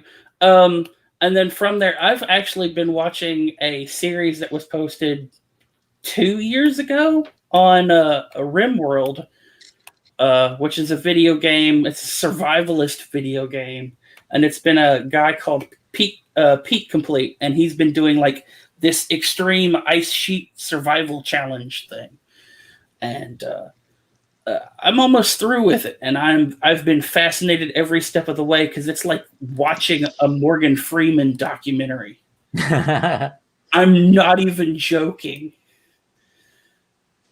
So yeah, that's been my week. All right. Well, I think that. Go ahead, Travis. Triangulum is asking, what was that channel with the Voyager Picard theme? Okay, let me scroll down and find it again. It is called Flower Productions. On the YouTubes. Mm-hmm. It's on YouTube, yes. I see Justin has become Captain Falcon. Florida man. Is that your TV avatar, Justin? Well, it's the one I chose for this. All right. Well, that does bring us to the close of our the formal close of our episode. Of course, we're going to stick around for a little while longer. And I will show my... Indeed. Thank you for joining us, Travis. We're going to stick around a little longer. I'm going to bow out as well. Okay. You guys have fun with your Florida man. See you next time. For a short time, and then go from there. All right. Thanks for joining us, guys. See you next week. Bye-bye. Excuse me. And then there were three: the Father, the Son, and the Holy Shit. Which one is which? Well, you're Poppy, obviously. I'm Son, obviously, and Holy Shit. Okay. All right. So, what do we got for Florida Man this week, you guys? Okay. We don't have Jason, who usually finds quite a few. Okay, so here's one. In a desperate need to get to his lover with a pound of weed in California, a man decided to steal a truck to then steal an airplane to deliver a pound of weed to California. A lot of trouble Florida for man. Florida I mean, you know, I would at least go for more than a fucking pound if I was going to go down for something like that. But you got a pound. Okay, so Florida man, sign spinner, arrested for stealing. Is this correct? Yeah. Okay, $9,000 worth of phones from the store. So basically 5 phones. Okay. How much? $9,000 worth of phones. Well, I can beat that. Florida man accused of misusing $2 million in coronavirus small business loan to buy himself a boat. Yeah, we covered that a couple of weeks ago. Did we? I didn't remember that one. Yes, we did.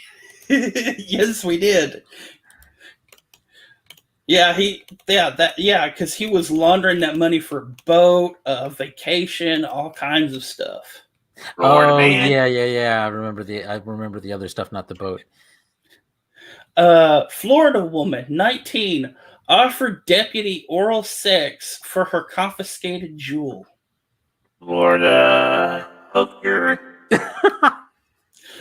I like the hesitation there, Justin.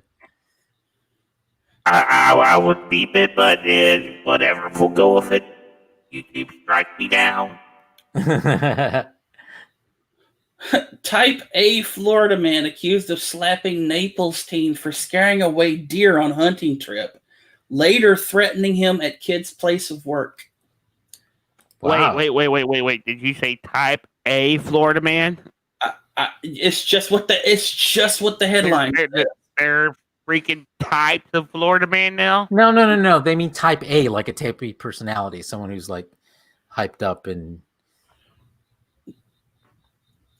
look, it's not a brand of Florida man. It's a brand of humanity. It's not type A or type B. I'm just waiting for the O negative Florida man, so it's compatible with everyone. Oh, true. I'm O positive. I could be the O positive Seattle man. Yeah, but Seattle's boring. Nothing fun ever happens there. Yeah, but you have to be positive for that to happen. Aren't I though? No. No. There's a reason your nickname is the worst. That's true. Oh, God. Florida man dresses up as Rambo, shoots up bar, still gets ass kicked. Florida man. Thank you, Florida man. Well, I have to unfortunately push off because I have an appointment in the morning, but it has been a great week, weekly podcast with you folks, and I'm glad I got some Florida man injection in there before I had to go, but I'll see you next week. Alrighty, let me end the show here. We'll see everybody next week.